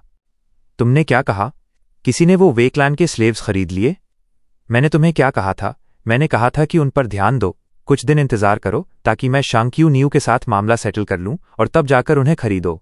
स्टडी रूम में शांगपू लाओ का चेहरा काला था और वो गू मास्टर इंचार्ज को डांट रहे थे। गू मास्टर इंचार्ज पेल एक्सप्रेशन के साथ बेड पर पड़ा था। फैंग युआन के द्वारा मारा जाने के बाद वो अभी अभी होश में आया था जब शांगपू लाओ ने उसे क्वेश्चन किया। यंग मास्टर पुलाओ, मैंने अपनी पूरी कोशिश की। मैं उनमें डिस्कॉर्ड डालना चाहता था, लेकिन वो शांग सिन सियाई फैंग ज़ेंग की बात मान रही थी जैसे कोई लैम्ब। मैंने स्टॉलिंग की कोशिश की, लेकिन मेरी बात खत्म होने से पहले फैंग युआन ने मुझे उड़ाकर अनकॉन्शियस कर दिया। गू मास्टर लिस्टलेसली बेड पर लेटे हुए समझा रहे थे। सासाए, ये वे क्लैंसमैन कभी अथॉरिटेटिव फिगर्स थे, वे क्लैन की ऑपरेशन को कंट्रोल करते थे। इनकी कल्टिवेशन और मैनेजमेंट में एक्सपीरियंस बहुत हाई है। अगर मैं इन्हें पा सकता तो मैं खुद का आधा वे क्लैन बना सकता था। इनमें से वे क्लैन की फर्स्ट लेडी वे डेसेनगार्ड्स को नर्चर करने में सबसे स्किल्ड है। वे क्लैन लीडर के गार्ड ट्रूप्स कभी बहुत फेमस थे, कई असैसिनेशन अटेम्प्ट्स ब्लॉक कर चुके थे और 5 रैंक 3 गू मास्टर्स की अटैक भी रोक चुके थे। अगर वो इंटरनल क्राइसिस नहीं होती तो ये इतनी आसानी से टूटते नहीं। शांगपू लाओ ने लंबी सांस ली। मैं अभी तुमसे पूछ रहा हूं, क्या सिचुएशन को सैल्वेज किया जा सकता है? उन्होंने गू मास्टर इंचार्ज को शार्पली देखा। गू मास्टर ने सिर शेक किया और रोते हुए कहा, सभी को पहले ही ले जाया जा चुका है। पूरी प्रोसीजर प्रॉपर थी और कोई प्रॉब्लम नहीं थी। यंग मास्टर, मैंने आपको फेल किया। नेवर माइंड, आराम करो। शांगपू लाओ ने यह सुनकर अब और इंटरेस्ट नहीं लिया और बस एक वर्ड ऑफ कॉन्सोलेशन देकर सिर झुकाया। अगले दिन सुबह नानक्यू गार्डन के रेजिडेंशियल स्क्वायर में 30 से ज्यादा वे क्लैन के सदस्य खड़े थे। Fang Yuan और शांग सिनसी साथ आए। पहले फांग युआन ने शांग सिन सीआई की मदद की पॉइजन स्कॉर्पियन गू रिफाइन करने में। एक रैंक 3 गू अब भी उसके लिए बहुत स्ट्रांग था, इसलिए फैंग युआन ने कुछ और गू वर्म्स चुने ताकि वो पॉइजन स्कॉर्पियन गू को कंट्रोल कर सके। आज से शांग सिन सीआई आपकी नई मास्टर है, तो आप क्यों नहीं उसे ग्रीटिंग कर रहे? फैंग युआन ने सामने उनकी पॉइजन स्कॉर्पियन जू उसे देते हुए कहा। वे क्लांसमैन धीरे धीरे जमीन पर नील्ड हुए शांग सिन सीआई को रिस्पेक्ट दी। उनकी आवाजें लिस्टलेस थीं, हेल्पलेसनेस और नमनेस से भरी हुई। वे सब पपेट्स की तरह बिहेव कर रहे थे। उन्हें क्लैन से बैनिश्ड कर दिया गया था। ये अथॉरिटेटिव फिगर्स जो अच्छे जीवन में रहे थे अब स्लेव्स बन गए थे। उनका डिजेक्टेड और लो स्पिरिटेड बिहेवियर पूरी तरह नेचुरल था। शांग सिन सीआई को उनके लिए पिटी भी हुआ, लेकिन अपने लिए वरी भी। वे डिसिन, बाहर आओ, मैं तुमसे प्राइवेट बात करना चाहती हूं। फैंग युआन ने अपना हाथ बढ़ाया और उन महिलाओं में से एक को पॉइंट किया। वे अचानक एनर्जेटिक हो गए। उनके डेज्ड एक्सप्रेशंस में कई ने फियर्स और स्ट्रांग लुक लिया। तुम क्या चाहते हो? कई लोग अपनी बॉडी हिलाकर वे डिसिन को शील्ड करने लगे। मैं वार्निंग दे रही हूं, उसके ऊपर एक भी फिंगर मत उठाना। एक ने फैंग युआन की तरफ फिंगर पॉइंट किया और अलर्टनेस दिखाई। स्मैक! फैंग युआन का एक्सप्रेशन डार्क हो गया। उसने कुछ कदम आगे बढ़े और एक स्लैप मारा। जो पर्सन उसे पॉइंट कर रहा था वो ओवरवेलमिंग फोर्स के कारण उड़ गया। उसके मुंह से खून निकला और टूटे हुए दांत जमीन पर गिर गए। लगता है तुम अब भी रियलिटी नहीं समझे। मैंने तुम सबको खरीदने में बहुत पैसा खर्च किया, फिर भी कुछ को मजे के लिए मारने में कोई प्रॉब्लम नहीं। तो अगर मैं अपनी क्लैन लीडर की वाइफ के साथ कुछ करना चाहूं, तुम क्या कर सकते हो मुझे रोकने के लिए? फैंग युआन का एक्सप्रेशन क्रूअल था और उसकी आवाज बर्फ की तरह कोल्ड थी। तुम वे क्लैन के गैंग आउटरीच हुए। कुछ यंगस्टर्स ने फिस्ट्स क्लेंच्ड किए, लेकिन फिर से बोलने की हिम्मत नहीं हुई। आप सभी स्टैंड डाउन। वे डिसिन ने उन्हें असाइड किया और आगे बढ़ी। हालांकि उसका फेस गंदा था, फिर भी उसकी ब्यूटीफुल पीच लाइक अपीयरेंस छुप नहीं सकती थी। उसने फांग युआन को बो किया। लॉर्ड फांगजेंग, इस लोली सर्वेंट को आपकी क्या जरूरत है? फांग युआन ने कोल्डली स्नॉट किया और फियर्स केस से उसके शरीर की इंस्पेक्शन की। लेडी वे, तुम बहुत बोलती हो। बस मेरे साथ फॉलो करो और जो मैं कहूं वही करो। इतना कहकर वो घूम गया। Meat on the chopping block की तरह वे डिसिन हेल्पलेस थी। उसने टीथ ग्रिट किए और फैंग युआन का पीछा किया लेक पवेलियन तक। ठंडी हवा चली। लेक की सरफेस पर रिपल्स बन रहे थे।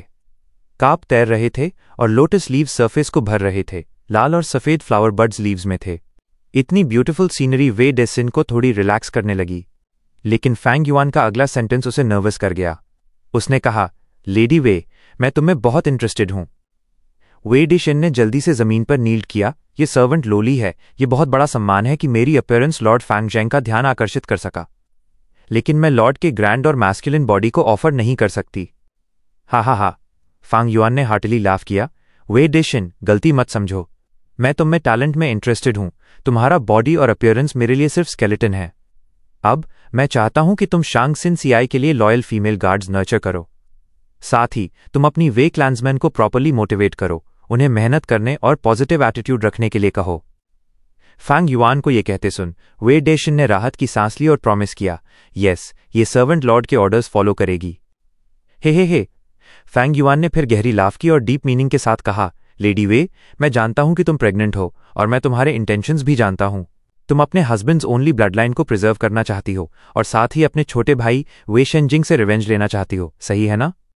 इतना कहते ही वे डिसिन का फेस पेल हो गया और उसका डेलिकेट बॉडी शडर किया। तो गाइज, इसी के साथ आज का एपिसोड यहीं पर खत्म होता है। अगर आपको कहानी पसंद आया हो तो एक प्यारा सा कमेंट और वीडियो को लाइक जरूर कर देना। और हाँ, सब्सक्राइब करके जुड़ जाओ मैक्स मांगा एक्सप्लेन से। बेल आइकॉन भी ऑन कर लेना ताकि कोई भी अपडेट मिस ना हो।